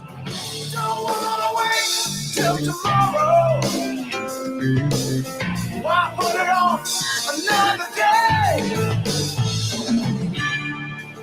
Sometimes when Hallie has seizures, it scares me super bad. Like sometimes my mom has to get up in the night and go in, and it wakes me up, and it scares me super bad because I don't want her to go to the hospital, and like so one seizure can cause so many problems, and it just really scares me. Thank you for helping my sister and kids like me. Honestly, I can think of no better cause than donating to Children's Miracle Network. Just this whole act of love that is taking care of children in the hospital who are sick and who need to get better, and all of the services that go into helping those children. All of that's just so important. And so we really appreciate you considering donating, and truly your dollars will go to a wonderful cause.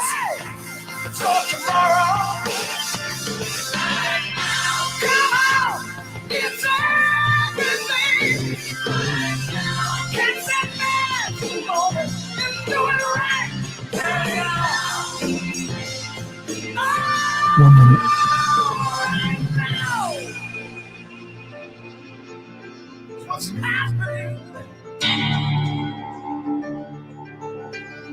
Right here now. Right now. It's right now.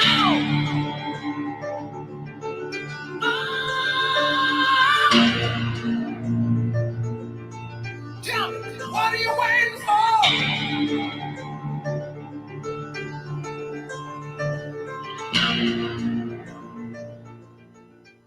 This miracle moment brought to you by Ingalls.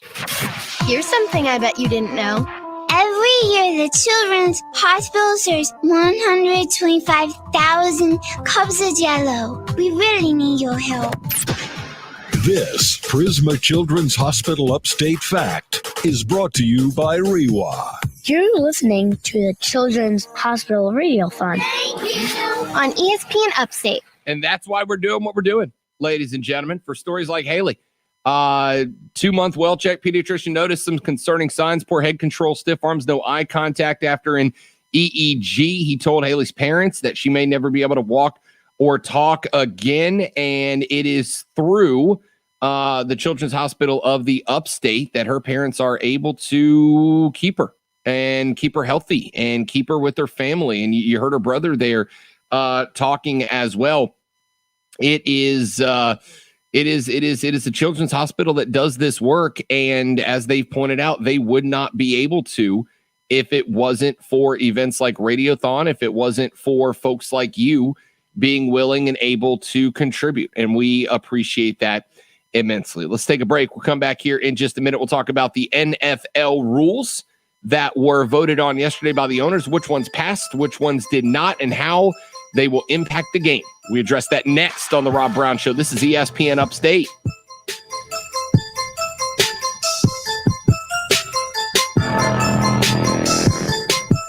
The Rob Brown Show. Listen on your Amazon or Google smart speaker. Just say, play ESPN Upstate.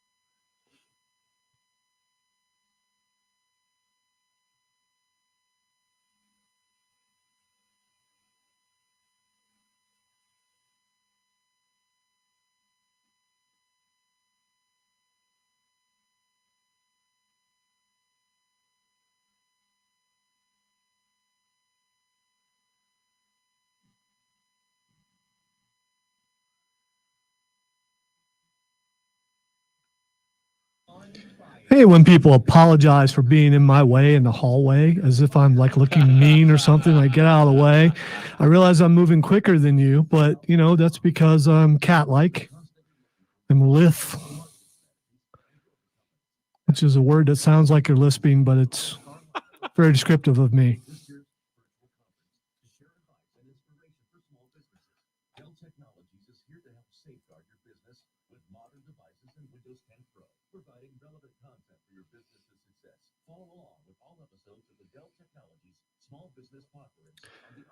Did you see what Mark just posted? No. Email posted? Twitter. Mark Ryan. Ah, gotcha. I shall check. I don't see it mentioned anywhere else. I'm going to see if I can get confirmation. Yes, I just got that email a second ago. I was okay. That all when right. it came out. Yep. All right. Good call. Good eye. Good eye. Batter. Good eye. Good eye, which is what baseball players say when a clear ball is taken, Lonzo, and also what Australians say to say hello. Well done. Good eye. The DICE Awards are going on right now, so I'm trying to avoid spoilers. The DICE Awards. It's a video game and also our tabletop games, I think, awards. Really? I think it may be because it's in Australia or something. I don't know why it's. Aussie. One step ahead, one step behind. Right now, hey! She needs to get started hiring right away. Indeed, you do. And the moment you sponsor a job on Indeed, you get a short list of quality candidates from our resume database. Even though I'm seeing some winners now, and I wish I hadn't looked, but it's too late now. The Academy of Interactive Arts and Sciences is tweeting a bunch of stuff. Computer games.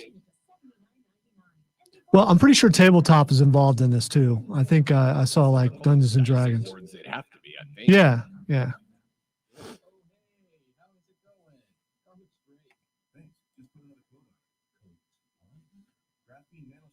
1 minute. I do believe esports are involved in it too. I'm not positive. You ever watch esports? A little bit. Watch stuff like I remember watching Heroes of the Dorm and things like that, which is kind of esports. Did you ever watch Heroes of the Dorm? No. They were doing the winner winners got like tuition and stuff, and it was different colleges competing. This was early on, and just watching the announcers and how much they got into it. Because I wonder, how do you do play-by-play for certain kinds of video games or video games, period? And all you got to do is be knowledgeable, unlike Adnan Virk. So be the opposite of that. So you turned on Adnan, huh? Well, I was never a fan, especially after the last 2 weeks. Yeah.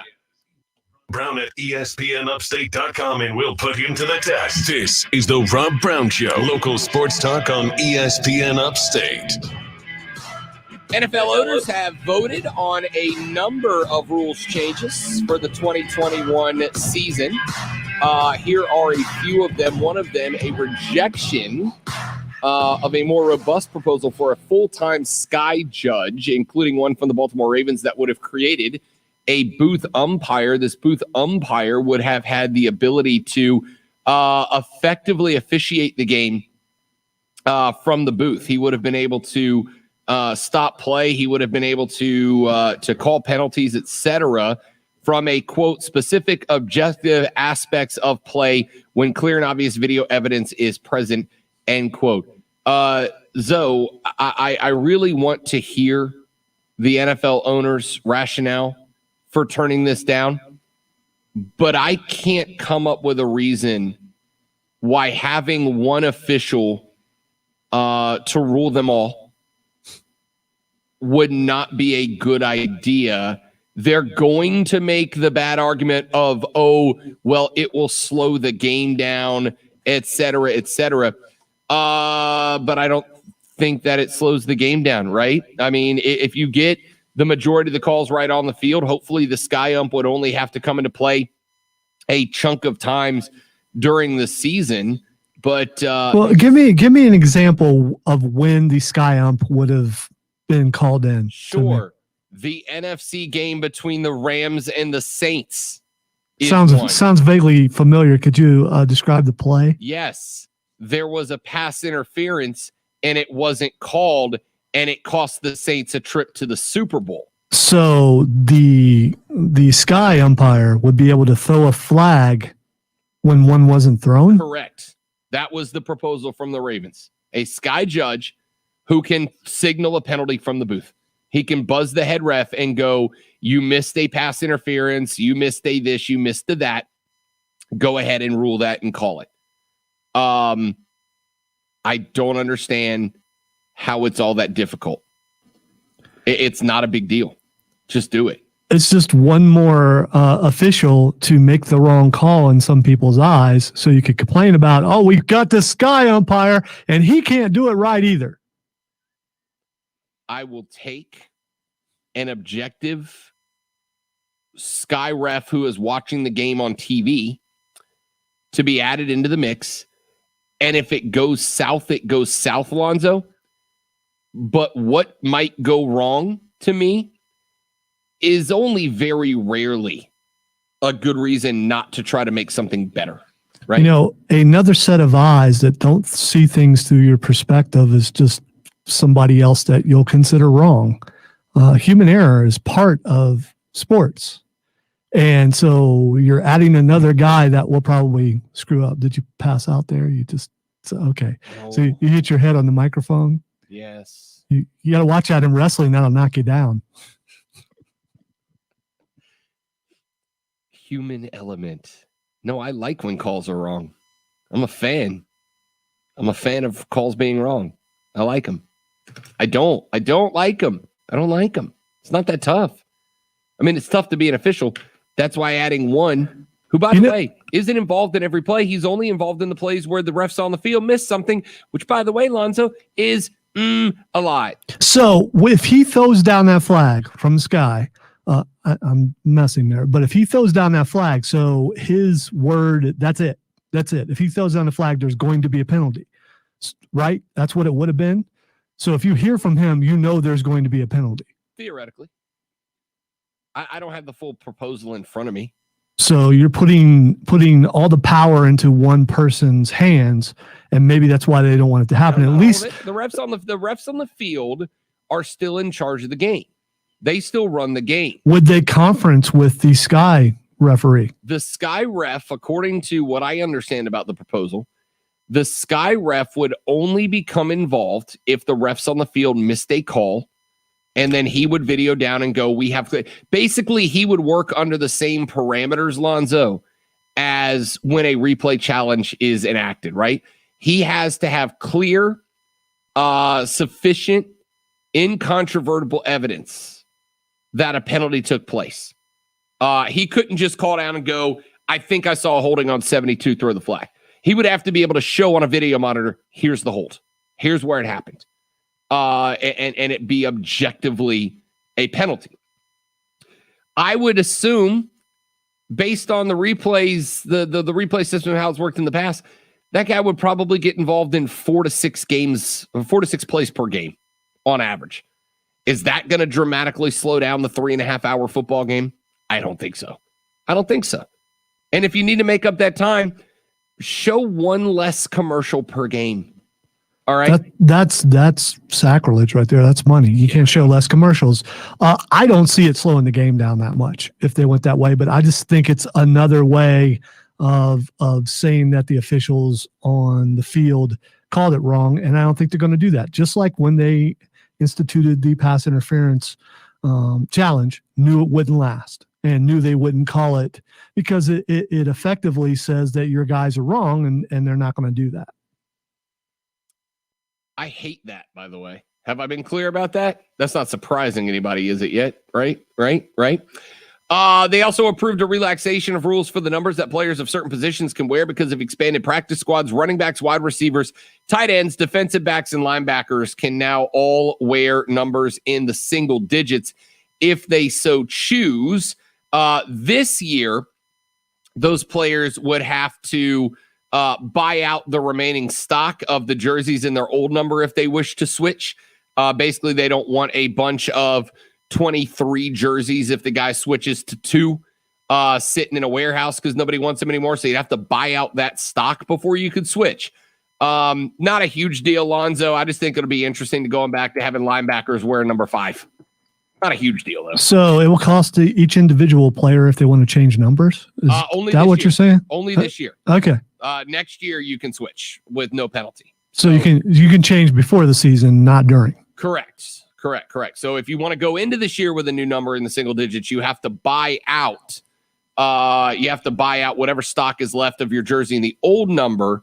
If you do not want to do that, then you can wait and you can switch to next year with no penalty. I can't believe I never thought about that, about how that kind of filters down if you change numbers and how that affects sales of jerseys and things. Yeah, you have to buy out the rest of the numbers if you want to move there. They approved a 1-year experiment in an attempt to make it easier to recover onside kicks. We told you yesterday in 2021, the receiving team on kickoffs will be limited to 9 players within 25 yards of the ball. They approved that. Last season, NFL teams recovered only 3 of 67 onside kick attempts, the lowest total and recovery rate since at least 2001. The Eagles proposed that teams be given an option to gain 15 yards on one offensive play from their own 25-yard line to retain possession after a score. That was shot down, but a rule was approved to where now receiving teams can only have 9 people within 25 yards of the ball. That is not a drastic change. I want to say, Zoe, it takes 2 players that would have been eligible to be on the line. It takes 2 players off of the line. They now have to back up basically 5 yards. So it kind of reduces the number of players that will be in the immediate vicinity of that 10-yard mark where the ball must cross for an onside kick to be converted. Will it have any impact? We really won't see until the data comes out at the end of next year about how onside kicks worked. They have eliminated overtime in preseason games. No big shock there. Tabled a rule that would have expanded the area where players are prohibited from blocking below the waist. Rich McKay said there is enough support to pass the rule now, but several teams had questions that they want to address before they put it into place. And that's one thing that one thing you see when these meetings take place is that the NFL teams do go pretty in depth to try to make sure that they have a very, very good handle on what impact these rule changes will have within the game. They shot down the Ravens spot or choose proposal that would allow the team that wins the coin toss would pick where they want the ball spotted on the field. The other team would then decide whether they wanted to play offense or defense first in overtime. They decided to include taunting among their points of emphasis for this year. McKay clarified that the emphasis will be directed not at celebrations, but toward acrimonious interaction amongst players. So I get it. They want to be the family-friendly league. They don't want players out there doing the finger across the neck and all that. I get all that. But I am worried that officials will start taking this too far, and any conversation between teams will be 15-yard penalties. I'm concerned about this rule maybe more than all the rest. All right, quick break. Back after this, we'll wrap up hour number 2. My name is Rob. He's Lonzo. The Rob Brown Show's on your radio. It's ESPN Upstate. The Rob Brown Show.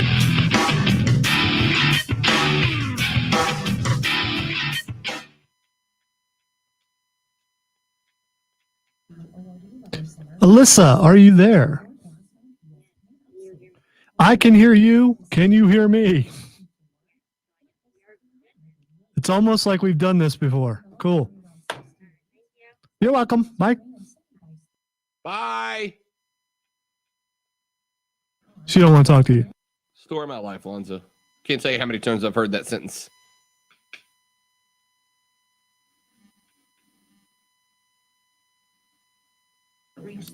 I think the taunting rule is the one that I'm concerned about the most because interpretation and what's considered taunting.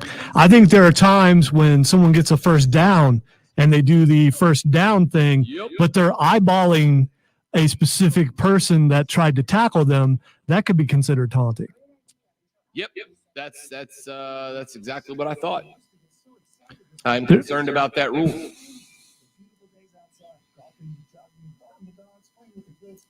I think there was a time when that would have been considered taunting, so maybe they're going back the other direction. I don't know if there's a happy medium. It's either going to be too much or not enough. Right.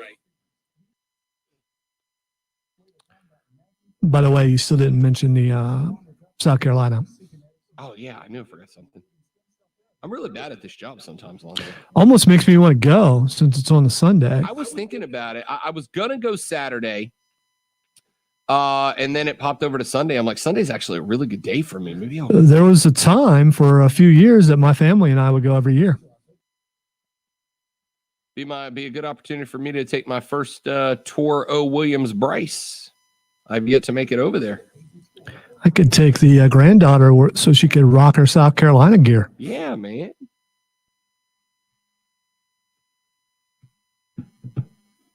Right now, hey.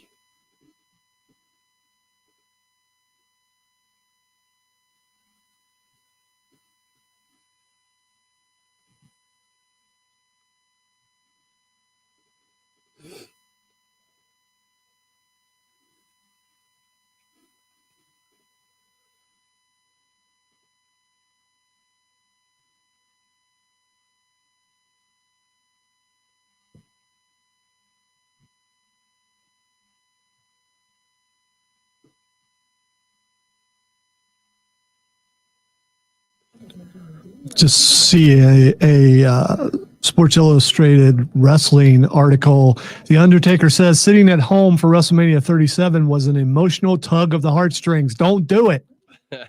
Don't do it, man. Stay retired.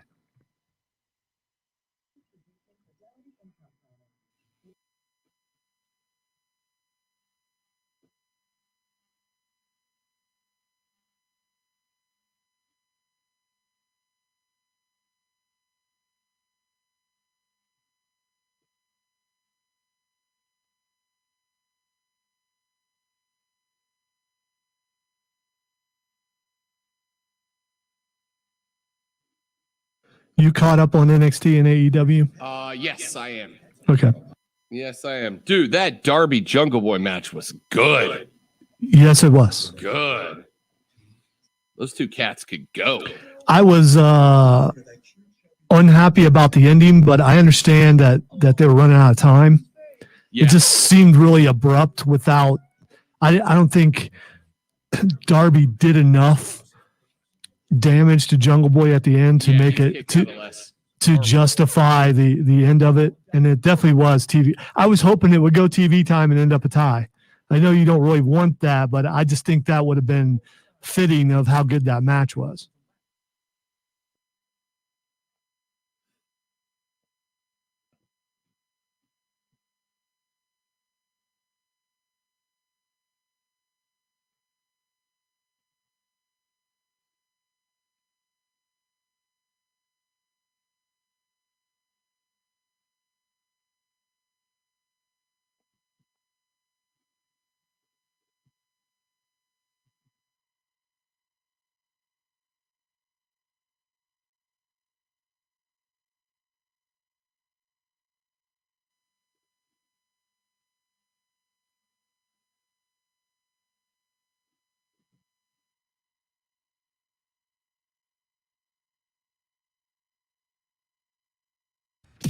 Opinions wanted. Well, opinions are like, what was I? Everybody has one. Call 844-GSP-ESPN. Local sports talk on The Rob Brown Show on ESPN Upstate.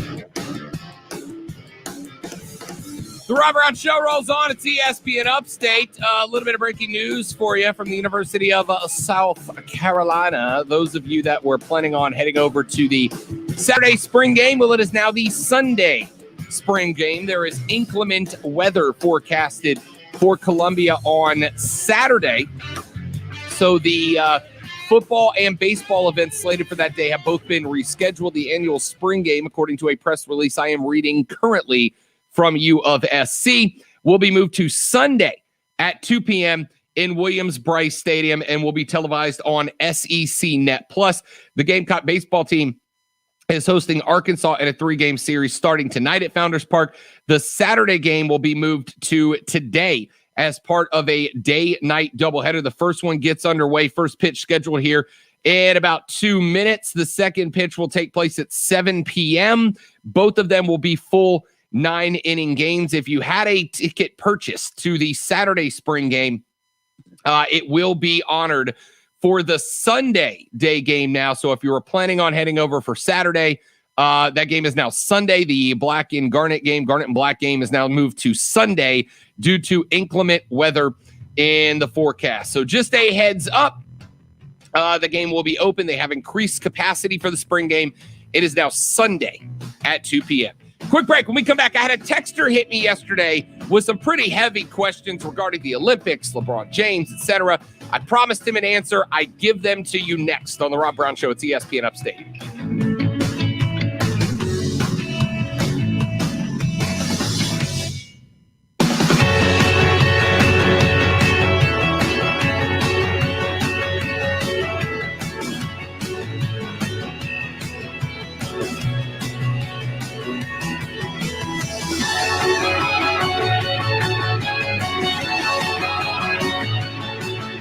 ESPN Upstate.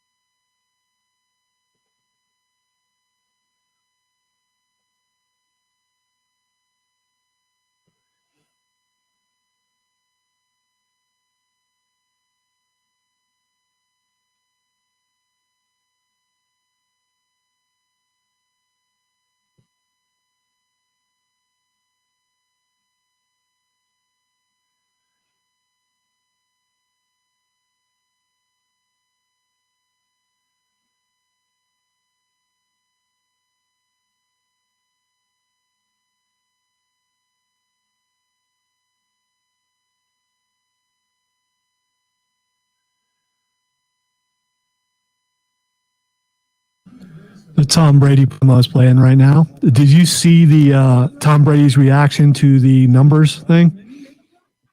No, I did not. You should look that up. To the numbers thing? The football numbers. The rules change. Oh, was it on Twitter? Yeah, he's unhappy about it. Which one? Oh, the single digit numbers.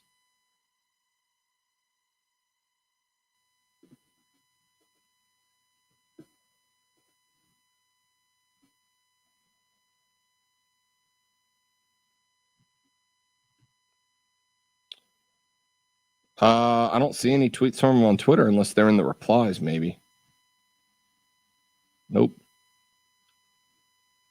I'll find them, and I a couple other guys have. Bless you. Thank you. Here we go. I found it. Good luck trying to block the right people now. Going to make for a lot of bad football. Dumb. Why not let the linemen wear whatever number they want to? Warning. Man, check this out. For an official Rob Brown lockdown. Represents being real. Yeah. Real, unfiltered sports talk manufactured locally for the Carolinas. Lockdown. This is the Rob Brown Show. Yeah. Only on ESPN. ESPN Upstate.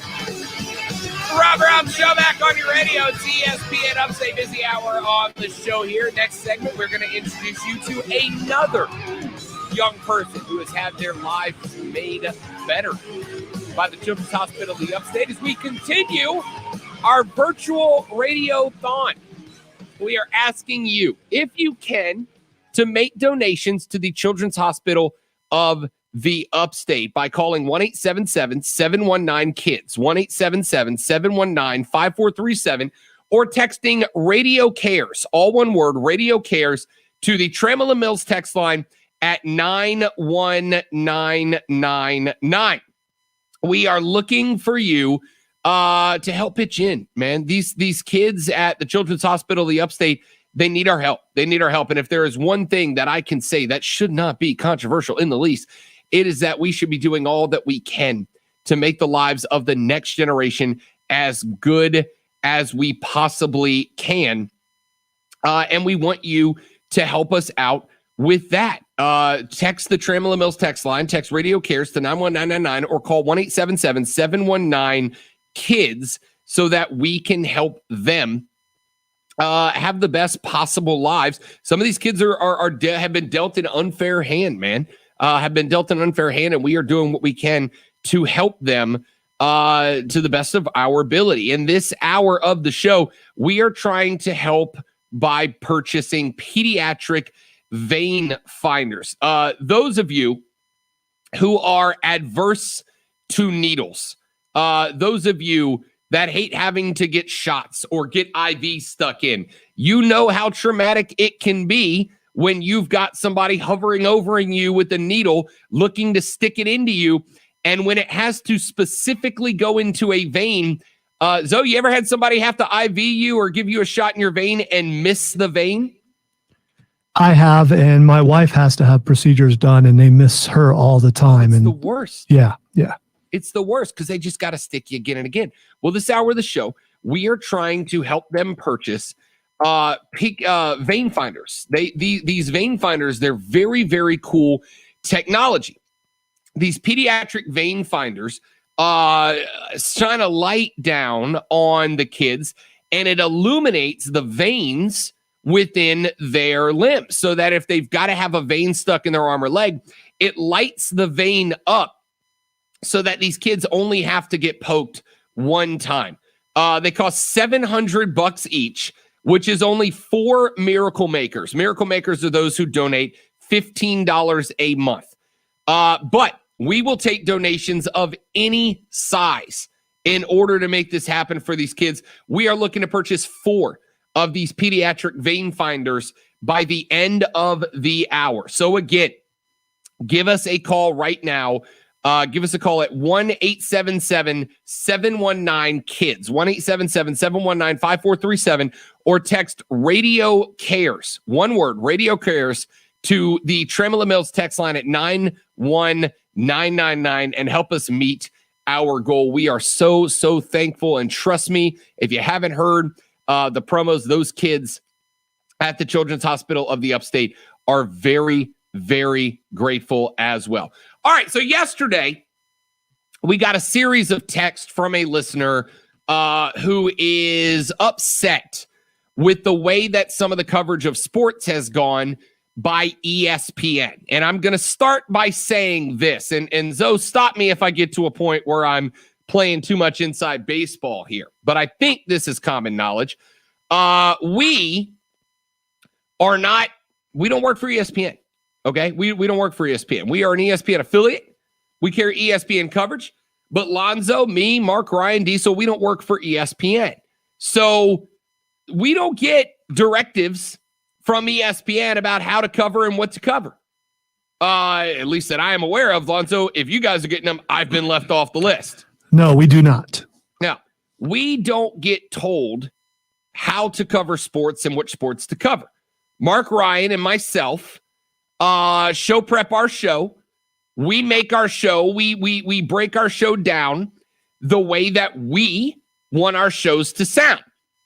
So ESPN is not giving us anything mandating that we attack any situation in any particular way. So this caller said that I'm going to use he said ESPN, but I'm assuming he was talking about me. I was being a hypocrite. Now, Lonzo, I want to ask just for clarification's sake. I have included some of the social justice discussions on this show in two different manners.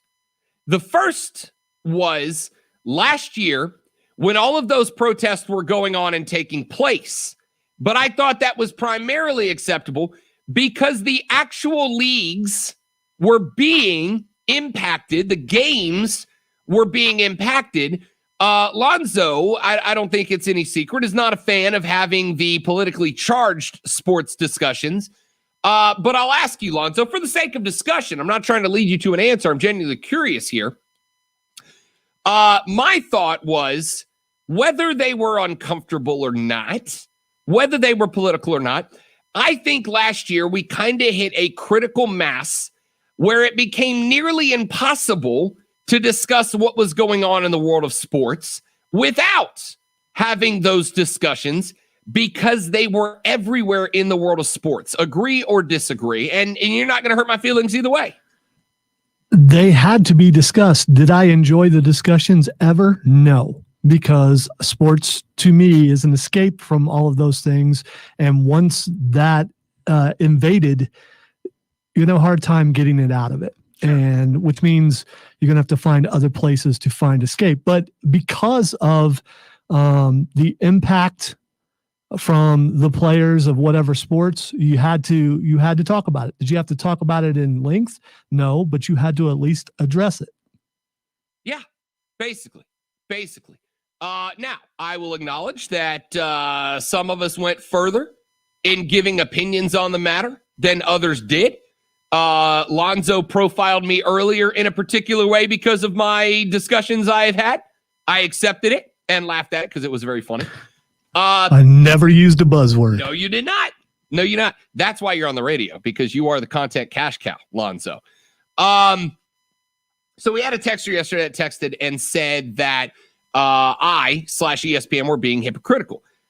He said that, what next, Rob? Should we stop calling Greenville since it was named after General Nathaniel Greene, who built a plantation here, being a prolific slave owner? He made like 3 different points, and I'll address them very quickly. Here's what I'll tell you about that particular topic, texter. And 71307, the Ingalls Market text line is open. I'm not going to spend time on this because obviously it's completely unsports related, but you asked for my opinion to prove that I am making a intellectually honest effort not to be hypocritical. I think all of us can be at times. I think you can fail to recognize it, and I'm happy to be called out if I am. But I think there are 2 things to play here. Number 1, I looked up yesterday where the name Greenville came from, and there is a school of thought that it was named after General Nathaniel Greene, who was a slave owner and a Confederate Army leader during the Civil War. But there's also a similar in size group of people who believe that the name Greenville actually came from the area, from the fact that it is in the mountains. It's in a very green area of the country, and believe that it basically was passed down through generations, the area being called Greenville until the time that it was actually adopted as the name. If it is proven true that it was named after General Nathaniel Greene, then I think at that point, I would say, no, you don't change it. You don't change it for the reason that I think it has lost, to me personally, I think it has lost that context over the years, right? I think Greenville has come to represent the city, the area. I don't think it represents General Nathaniel Greene, if that is indeed where the name came from. I don't think that Greenville represents the individual in question any further. I think that that has been taken and expanded to represent the area and the peoples itself, which is why I haven't heard a lot. I also think that General Nathaniel Greene was not, obviously he was a prolific leader of the campaign in the South, but he is not on the level of names like Robert E. Lee, names like Jefferson Davis, etc., which are where most of the attention is being forced at. Number two, he said, why are you promoting the Olympics in China where over 1 million black Muslims are blah, blah, blah? The Olympics aren't in China. Tokyo is not in China. Tokyo is in Japan. I can also tell you I'm having an internal struggle about the next World Cup, which is to take place in Qatar, where they are using what is effectively slave and forced labor. And I got to tell you, I don't know if I'm watching the next World Cup unless it's moved for that reason. I think there's still a chance FIFA might move it, though they are a corrupt organization. I got a hard time being able to watch the World Cup in Qatar in a couple of years when it happens. But the Olympics are not in China. They are in Tokyo, in Japan, one of our allies on the front of democracy. So no, kind of missed the mark on that one. Give them a break, man. Geography's tough. Yes, it can be. And finally, he says, why are we not boycotting Nike, which uses slave labor and is used so LeBron can make multi-millions from Nike while he remains silent, but threatened an Ohio police officer's life yesterday for saving a 16-year-old life being brutally stabbed. Shameful, the sports narratives ESPN is putting forth. All right. So, first off, LeBron's tweet was dumb.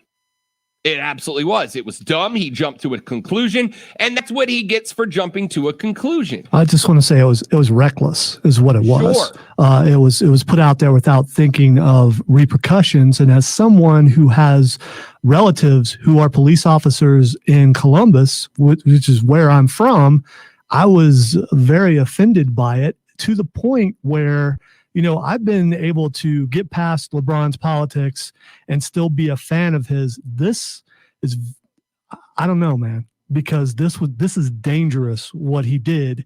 And hopefully he sees the danger in it and doesn't do what I see. It seems like he's doing, projecting it off as people just not understanding what he meant.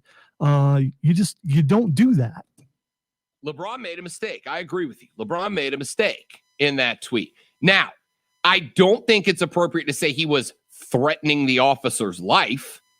I think that LeBron James meant that you're next, the way that Derek Chauvin just went to prison for 3 charges, 2 for murder, 1 for manslaughter, right? But if go out and kill the cops, I think he meant you are next to be held accountable like Derek Chauvin just has, but he did so without understanding the intricacies of what had happened, and it was a vast mistake. But if you are a riotous mob who doesn't care about what really you're doing, but you just need a reason to, as to quote Batman, to watch the world burn, you're going to go, okay, LeBron just gave us marching orders. There are people out there like that, unfortunately. And those are the people that are incited by something like this. And he seems to be smarter than that. And again, I wish he would come out and clarify even further the fact that the police are not our enemies. None of our enemies. Are there bad people? There are bad people in every profession. There are bad people in radio. There are bad plumbers. There are bad policemen. There are bad firemen. But they are not a reflection on everyone who's in that profession. I agree with you. But the argument for a guy like LeBron is a bad plumber won't kill you and get off the hook for it. A bad Unless it's an 80s horror movie. Correct. Yeah, and a bad dentist could actually, they could do that. But when a bad doctor kills you, they usually don't get to keep being doctors, right? That's why the Derek Chauvin verdict was important to people like LeBron James, because it shows accountability is going to start being held for people who step over the line while wearing a badge. Of course, not all cops are bad. Of course, the vast majority of them are good. But people like LeBron feel that the system hasn't held the bad ones accountable in the past. And this is the first time that it has. And I think in his excitement over that, LeBron made a mistake in sending out a tweet where he meant your next is and you'll be held accountable. But it could be taken as we're coming for you. And I don't think that's the case. I don't think that's what LeBron was going for. Was it dumb? Yeah. Should he apologize? Yeah. Should he clarify his position? Hell yeah. Absolutely, he should. And I think he's making even as a LeBron fan, I think he's making a huge mistake if he doesn't. Now, as far as the Nike complaint goes, Nike does not manufacture their own shoes. Nike doesn't manufacture. Nike, if anything, can be described as a distributor. They don't manufacture their own shoes. They design them, but they don't manufacture them. They get them from other companies which manufacture the shoes. And yes, some of those manufacturers have been caught using what is effectively forced labor in many cases. Well, over the years, and I'm not letting them off the hook, but over the years, when their manufacturers have been caught using forced labor, Nike has stopped doing business with those manufacturers for the most part. For the most part. Is there work to be done? Hell yeah, there's work to be done. But for the little credit that it deserves for it, which I don't think you should get credit. I think this should be the baseline, right? I think this is one of the discussions we have so often in the country is people should stop expecting credit for doing the bare minimum, right? Nike, to its baseline credit, in the past, when a manufacturer of their shoes has been found to be using forced labor, has stopped doing business with that forced laborer. Now, could they be doing more? Absolutely. Absolutely. I'm sure they could. Could they be investigating, checking in on every manufacturer, ensuring that every manufacturer is using standard, fair, safe practices? Yes. Of course they could. And they should be doing more. But to their credit, they've done the bare minimum, which is why I don't think Nike takes the heat that this texter particularly wants and thinks that they should be taken. So I promised you yesterday I would answer your questions on the air. Texter, there you have it. Your responses are welcome on the Ingles Market text line at 71307. 71307. Start your text with ESPN. Let's come back here in just a second. We are going to share with you another story from a miracle child from the Children's Hospital of the Upstate and continue our virtual radiothon. After that, Fight Club. Lonzo, your home for combat sports right here in the Upstate, and then Twitter trending topics to wrap it all up. Stick around. The Rob Brown Show's on your radio, ESPN Upstate. The Rob Brown Show. Listen on your Amazon.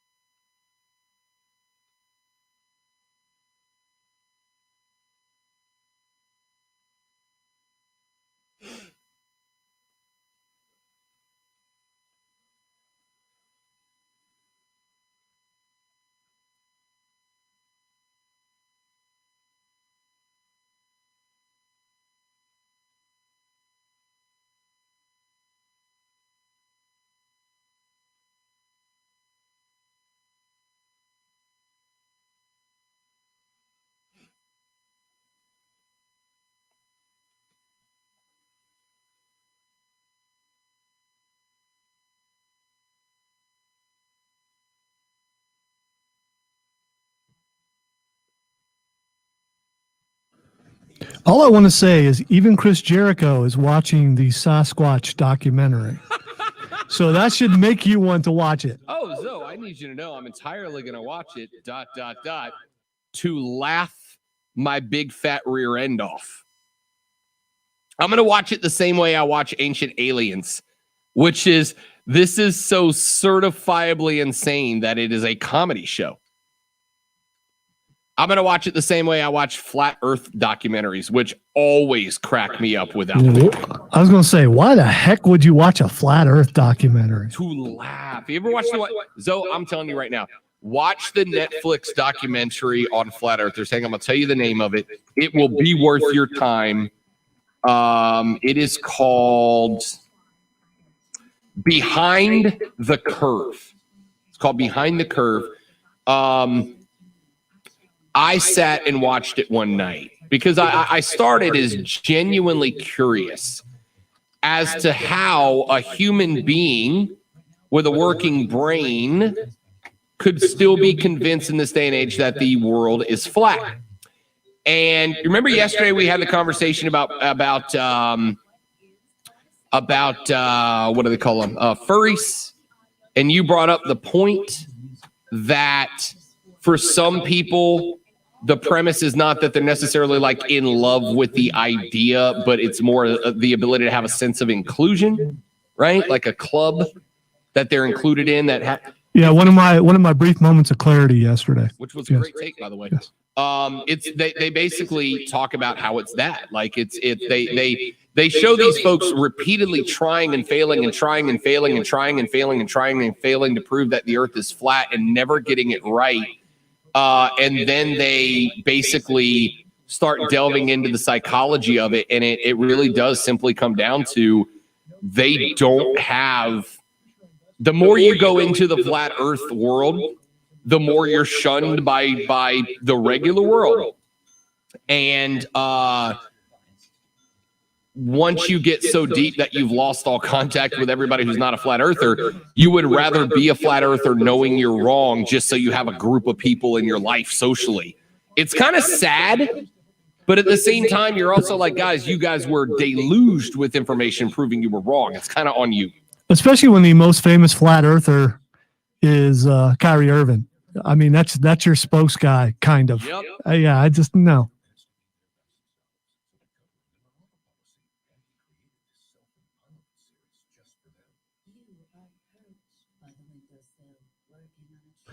You know what? I don't recall. I have to look up. Is there a video game where you have to get away from Bigfoot? I'm sure there's been a bunch, right? I don't know. There was that old, what was it called? The downhill skiing game that we used to play. Well, I used to play in elementary school. Was it like SSX or something like that? No. It was before that. Oh man, it was like on a floppy disk. Anyway, you would ski down and they were like moguls and stuff. It was called Ski Free. You remember Ski Free? I do not. All right, I'm about to show you Ski Free because I was probably past my skiing phase by then. I don't know. Well, it was like one of the OG computer 30 games. seconds. And it was like one of the OG computer games. We used to play, it was like that and Oregon Trail were the games you played.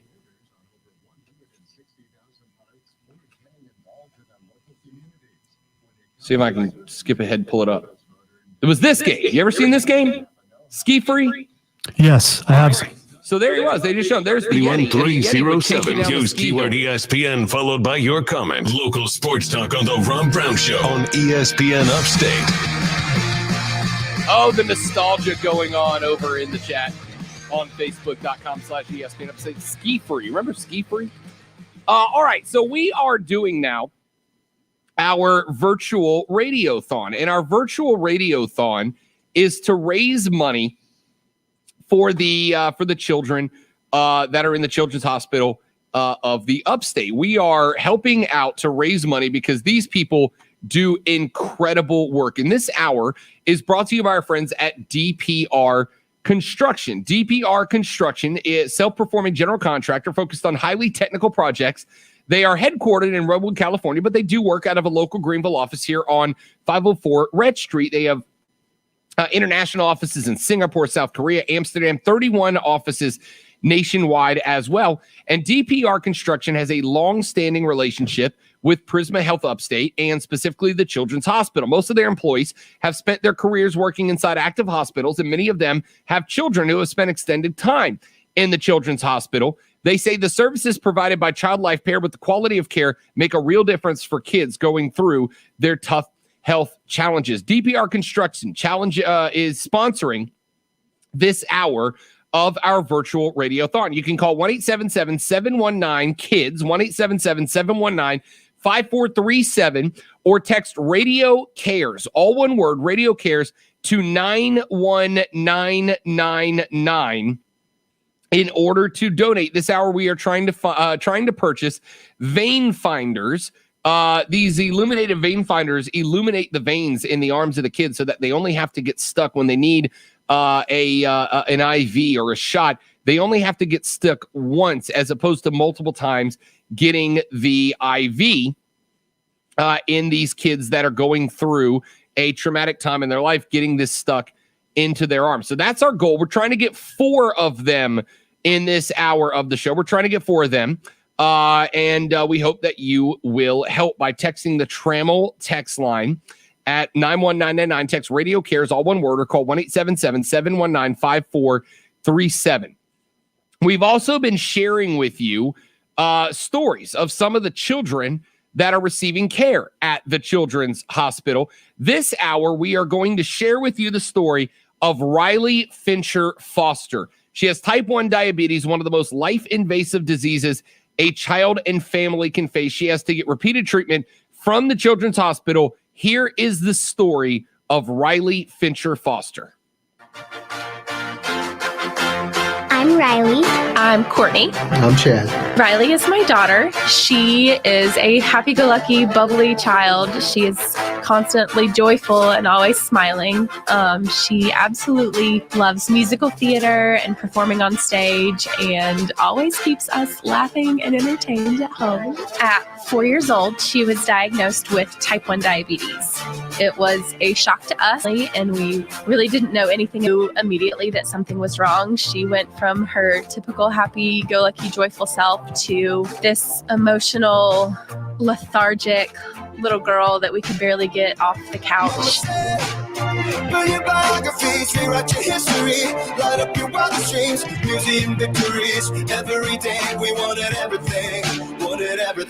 Mama said, don't give up, it's a little complicated. All tied up, no more love, and I'd hate to see you waiting. Type 1 diabetes is a disease that involves your pancreas. My story is that the bad guys and the good guys fought, and the bad guys won, and they pressed this big red button that shut down my whole entire pancreas, and my pancreas produces insulin. It's really hard to live with it because I have to worry about not be able to see my parents tomorrow. Stranger possessed. They never wanna be the winning new novelties. Don't ever change. We wanted everything. Stay up on their rise. Never come down. Oh.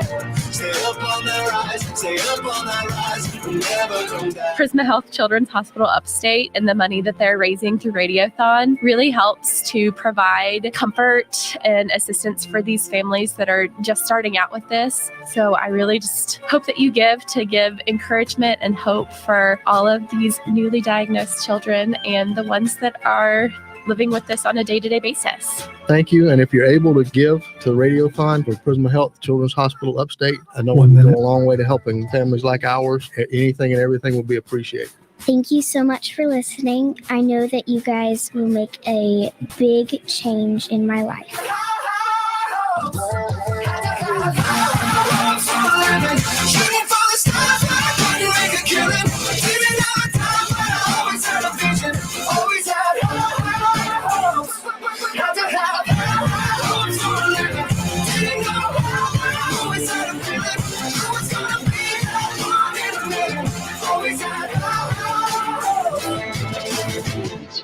This miracle moment brought to you by Ingalls. Here's something I bet you didn't know. Every year, the Children's Hospital uses 81,000 diapers. We really need your help. This Prisma Children's Hospital Upstate Fact is brought to you by REWA. You're listening to the Children's Hospital Radiothon on ESPN Upstate. So there you go. There's the story of Riley Fincher Foster, a very brave young lady, type 1 diabetes. For a good chunk of her life, Riley had to get like 100 finger pricks a week in order to test her blood sugar. But now, courtesy of the support of people like you, Riley actually has an arm monitor that continuously updates her blood sugar so she doesn't have to have those 100 finger pricks anymore, which is incredible. And again, it is courtesy of folks like you that have made that possible. So thank you for your continued support of the Children's Hospital of the Upstate. We are so, so grateful, as are these kids like Riley. You make a difference. You make a huge, huge difference. And we are all very thankful. If you would like to give, again, text Radio Cares to the Tremolo Mills text line at 91999, or call 1-877-719-KIDS, 1-877-719-5437, and you can contribute. We are looking for miracle makers. That are those who will give $15 a month, a recurring donation of $15 a month. We're also accepting one-time donations as well, and we are, again, so grateful to you. Let's take a break. When we come back, your home for all things combat sports in the Upstate. Lonzo leads us through Fight Club next on the Rob Brown Show. This is ESPN Upstate. The Rob Brown Show.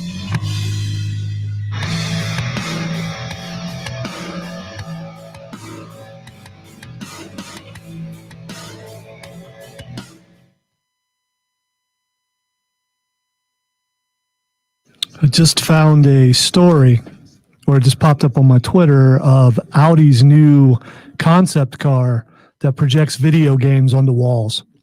The headlights do. Okay, that's kind of sick.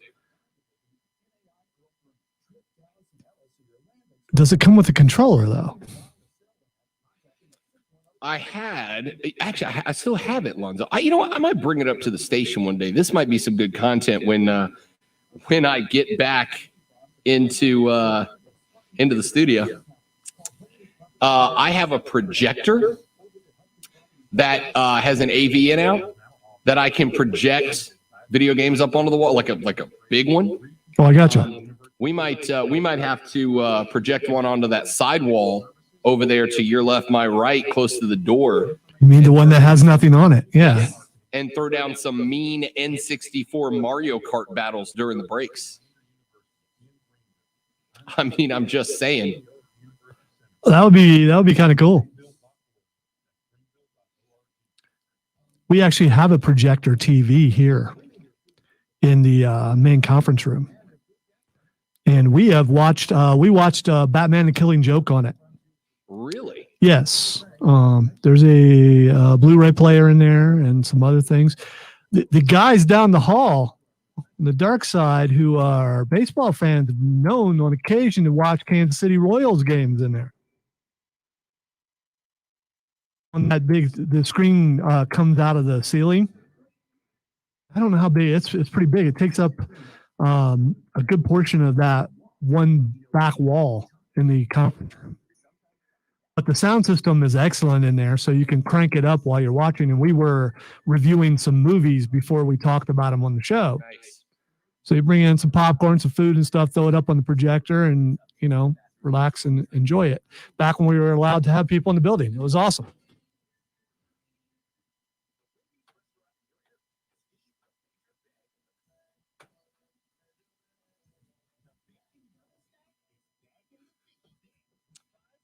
So this is kind of cool. Neil, who is the guy who texted yesterday, and I told him that I would address his concerns on the show today. I promised him I would. Just said that he appreciated the conversation, even if we disagree, and that since because of the diligence in keeping the word, he is going to call in and purchase one of the IV illuminators for the hospital. Oh, that is awesome. That is super cool. 1 minute to Fight Game or Fight Club or whatever it is. Which one are we calling it, Zoe? You confuse me. I feel like I'm getting it wrong every week. It's your show, so it's whatever you call it. It's your segment. It's whatever you want to call it. Is it Fight Club or Fight Game, or else I'm going to put them both on the title card? The Fight Club game. The Fight Club. Maybe it's a fight game in the club. I don't know. Club sounds better. It does. Game in the club. Yeah. Which is probably frowned upon, unless it's that kind of club. Will you do me a favor? Will you let me mention what I just said a second ago about the IV monitor?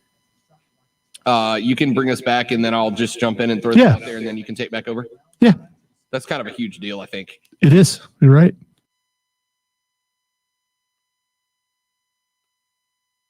Just don't think he's good enough to beat me. My style is impetuous, my defense is impregnable, and I'm just ferocious. I want your heart, I want to eat your children. I'd like to take this chance to apologize to absolutely nobody. The double champ does what the he wants. I'm a bad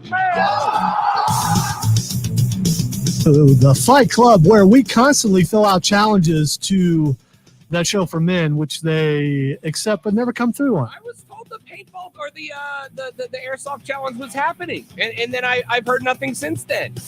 Are we doing the airsoft challenge or not, boys? I think the ball's in their court, or the airsoft's in their court. I don't know, whatever. So we talk MMA, we talk wrestling, we talk all kinds of things, including this.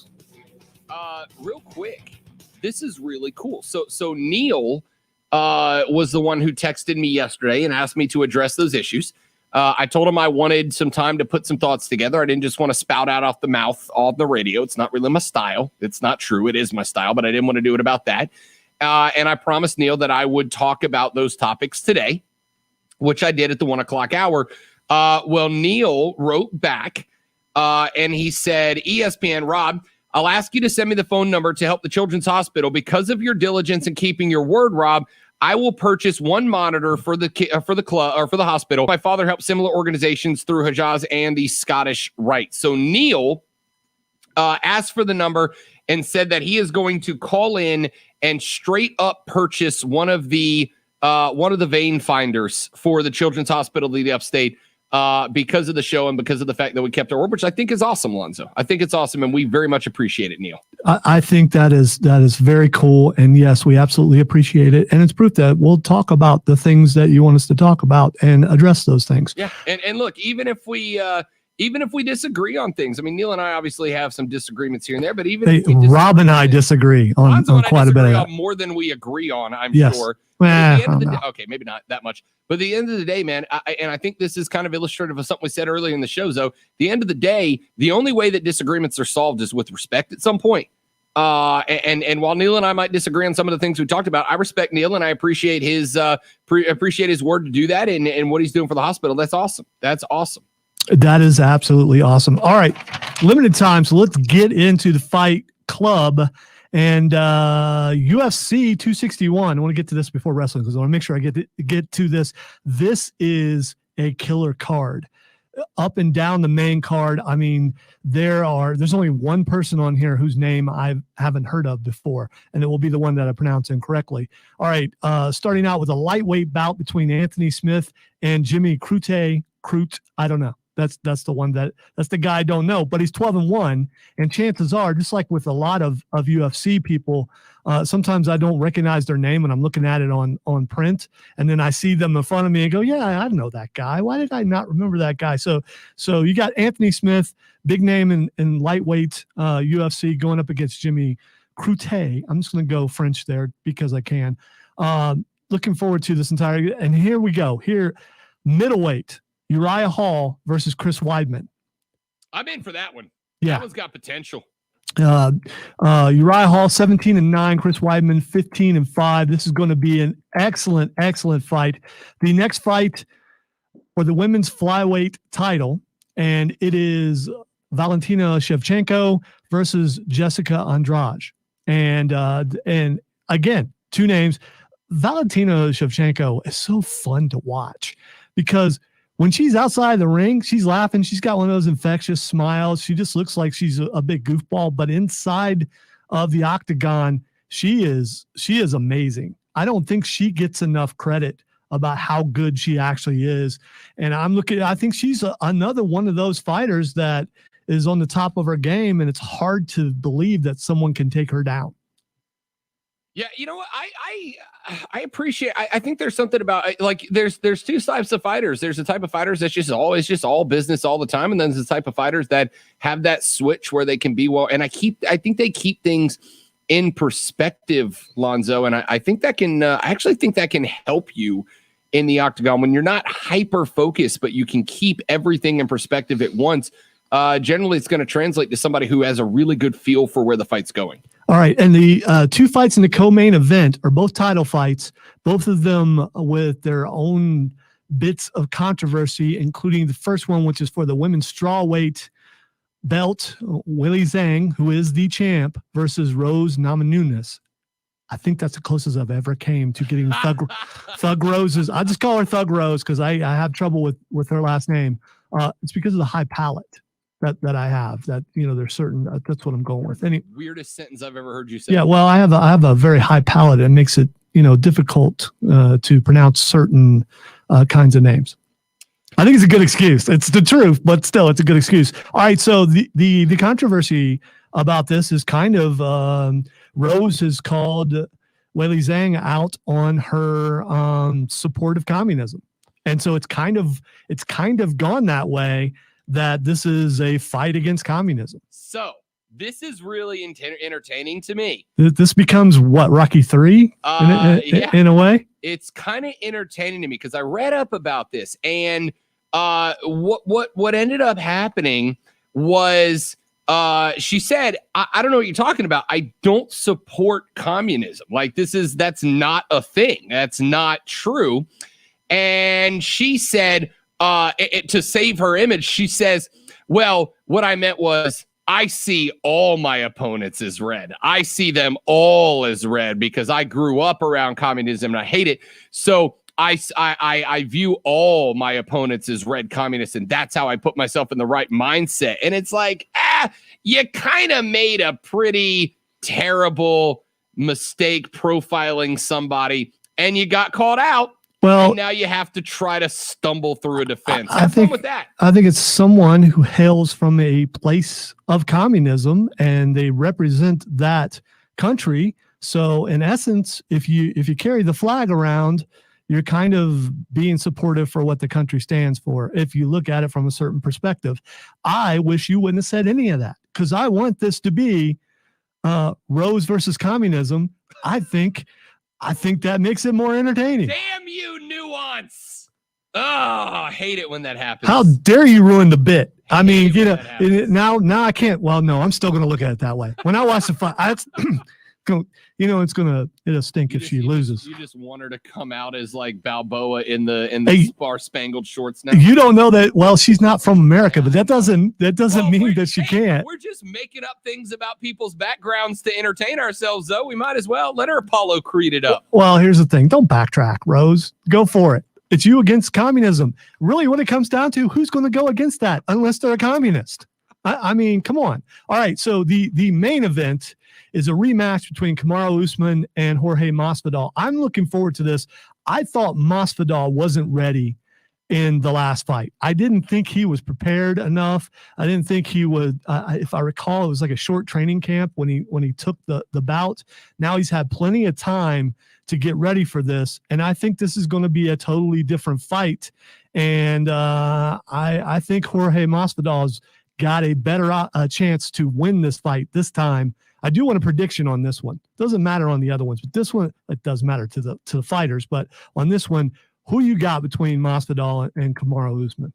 You know what I love? I love quiet rivalries. I love the rivalries where both guys are saying that they can beat each other, but they aren't like Conor McGregoring it up against each other, right? And that's what this has been. I think it's been a phenomenal quiet rivalry, and I'm good. I'm gonna go with Vegas on this one, and I'm gonna go with Usman. It's clear the matchup. There's about 13 different ways that this could end. I think Usman has made some massive improvements to his striking game over the past couple of years. Masvidal does have knockout power. He's one of the slickest boxers in the MMA.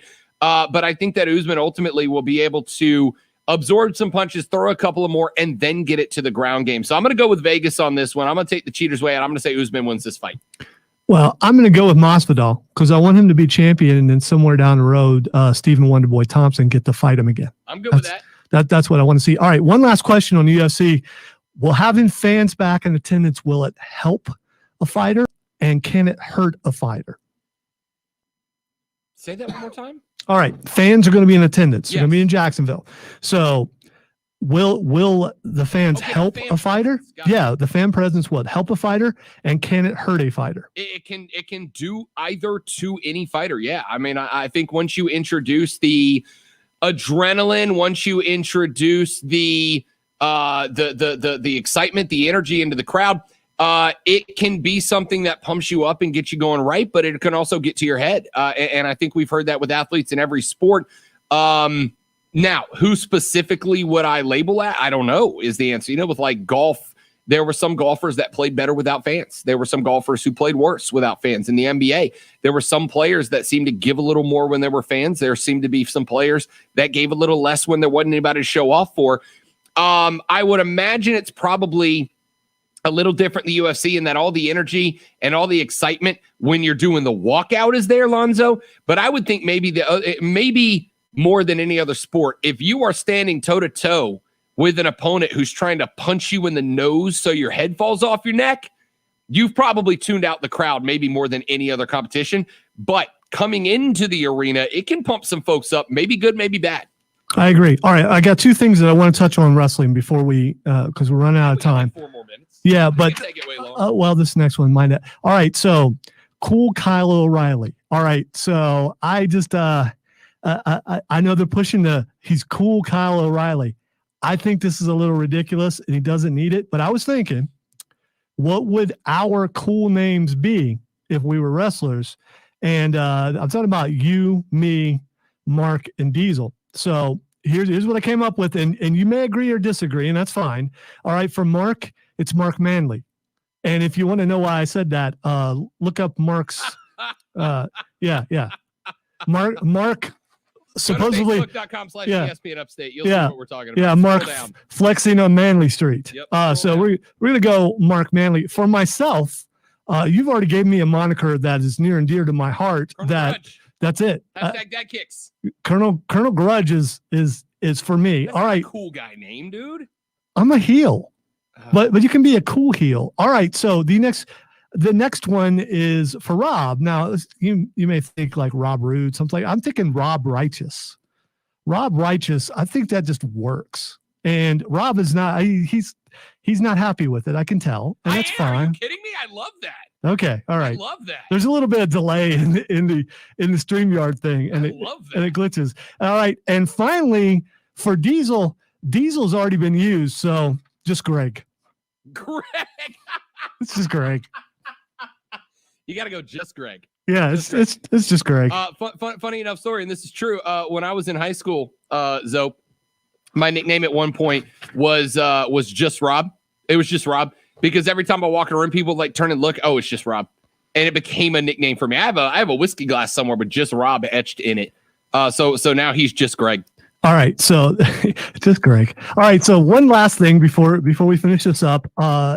The best match on NXT, Raw, and AEW was actually last night between Darby Allin and Jungle Boy. What an excellent match. This thing was great. Unfortunately, the ending had to be sped up because they were almost out of time. But this is something that you need to go back and watch over and over again to see not only how good these wrestlers are, but how underrated Jungle Boy is. Jungle Boy's got to be. Who was it? I was reading somewhere. I can't remember who it was. One of the Hall of Famers the other day said that he thinks long-term Jungle Boy has got like long-term HBK talent locked up in him. Like he could be a guy that we are watching for years at the top forever. But it was kind of cool. I will say this, to kind of left turn to you. It was kind of cool though, to meet and shake Darby Allin's hand on Sunday and then watch him in that match on a Wednesday. Like it's not the first time it's happened to me. It's just something cool about it So you're starting to do what I do when I watch wrestling and go, I interviewed him, I interviewed her, I interviewed him, and just going. Hold on, I've been doing it for 14 years. Well, I haven't had the opportunity to do that till like the last 3 or 4 years. So for me, it's like I sit back and go, wait a minute, I got to do that. And I actually did it. It's one thing to have the opportunity. It's something totally different, especially with the introversion and all that kind of stuff. That's my problem, that I actually did it. And it's amazing. Yeah. I kind of love it. I kind of love it. That fight was great. The whole match was good. I love the end. I got to tell you, next Wednesday, Pinnacle v Inner Circles, though, I'm taking next Wednesday off, man. Like, I'm not doing anything next Wednesday. That match is going to be great. Let me tell you one more time that we are asking for your help for the Children's Hospital of the Upstate. We need you to call 1-877-719-KIDS, 1-877-719-5437, or text Radio Cares, all one word, 91999. We want to thank Neil for pitching in. He purchased one of the monitors. We are very, very appreciative, very grateful for that. And we want you to help in. Do the same. Quick break. Back after this to wrap up the show on The Rob Brown Show on ESPN Upstate. The Rob Brown.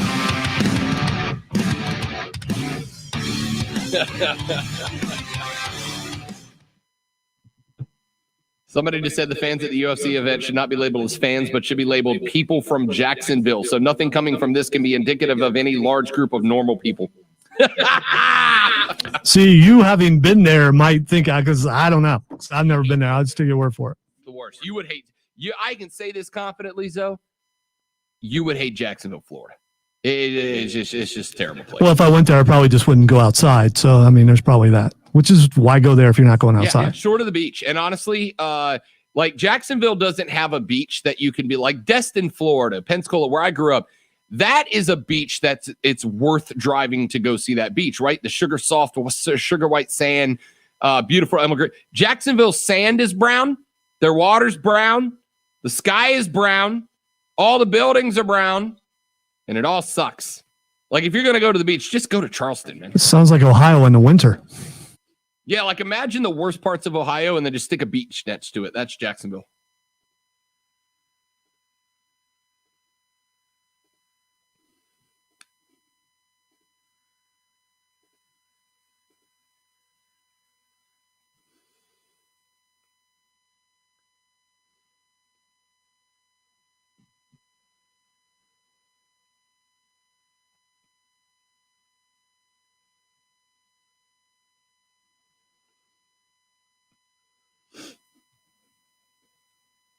Ooh, big hire for South Carolina soccer.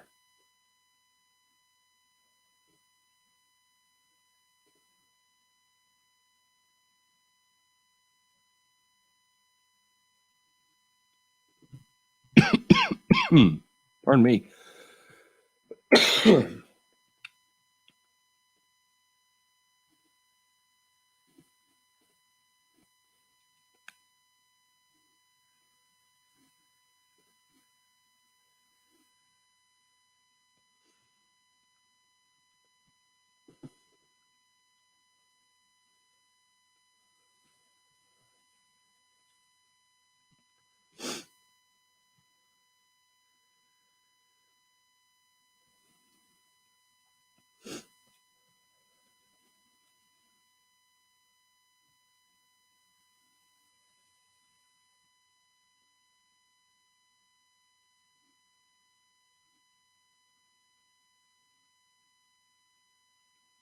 It will be an extremely short.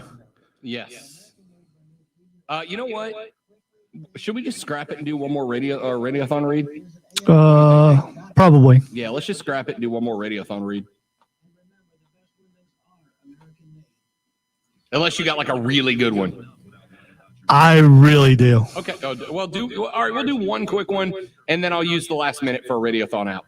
How's that? Okay, but be warned, when I do this one, you may not have time. Challenge accepted. Because you're going to be angry. Oh, even better. Now I'm tempted to go look and see if I can figure out which one it's going to be. I'm not going to. That's I was going to say, if you looked, you'd know. I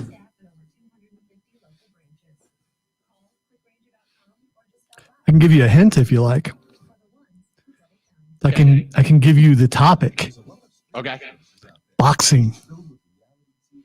Oh, I already know what it is. And I am. You are correct. I am mad. Okay, since you knew, because it shouldn't be a thing. Since you know what it is, I mean, we could skip it if you want. Nah, you might as well. Give me a reason to yell on the air again. Okay. Angry Rob's been quiet today.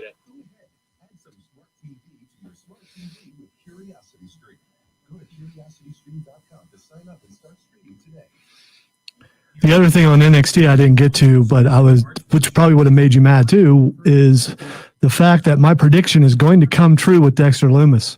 It was hinted at. Bronson Reed said Dexter Lumis would fit perfect in this family. Dexter Lumis is going to be a part of the way. It's going to happen. Just him lurking in the back. Yeah, you get too deep into the psychology, which I completely get, but this is wrestling. I mean, come on. The fact that he's always there and how unnerved Johnny will be the entire time. While the rest of them succumb to constant Stockholm syndrome. Just picture him at a birthday party, just wearing a hat and not doing anything, just sitting there. Just so much fun they could have with that. 30 seconds.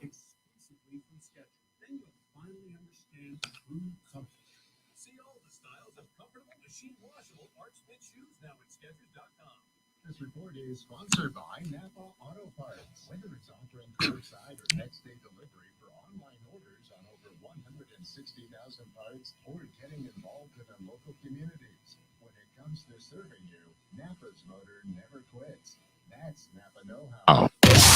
And now, the Rob Brown Show presents Twitter Trending Topics. All right, really short time. The one topic we're going to be able to touch is Logan Paul.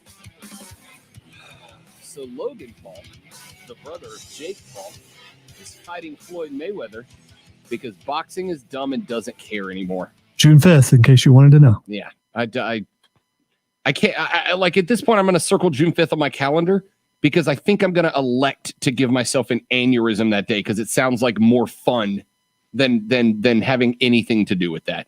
Unbelievable, man. Just unbelievable. I don't even want to talk about it. It's so stupid. It's so damn stupid. Well, you could talk about Radiothon.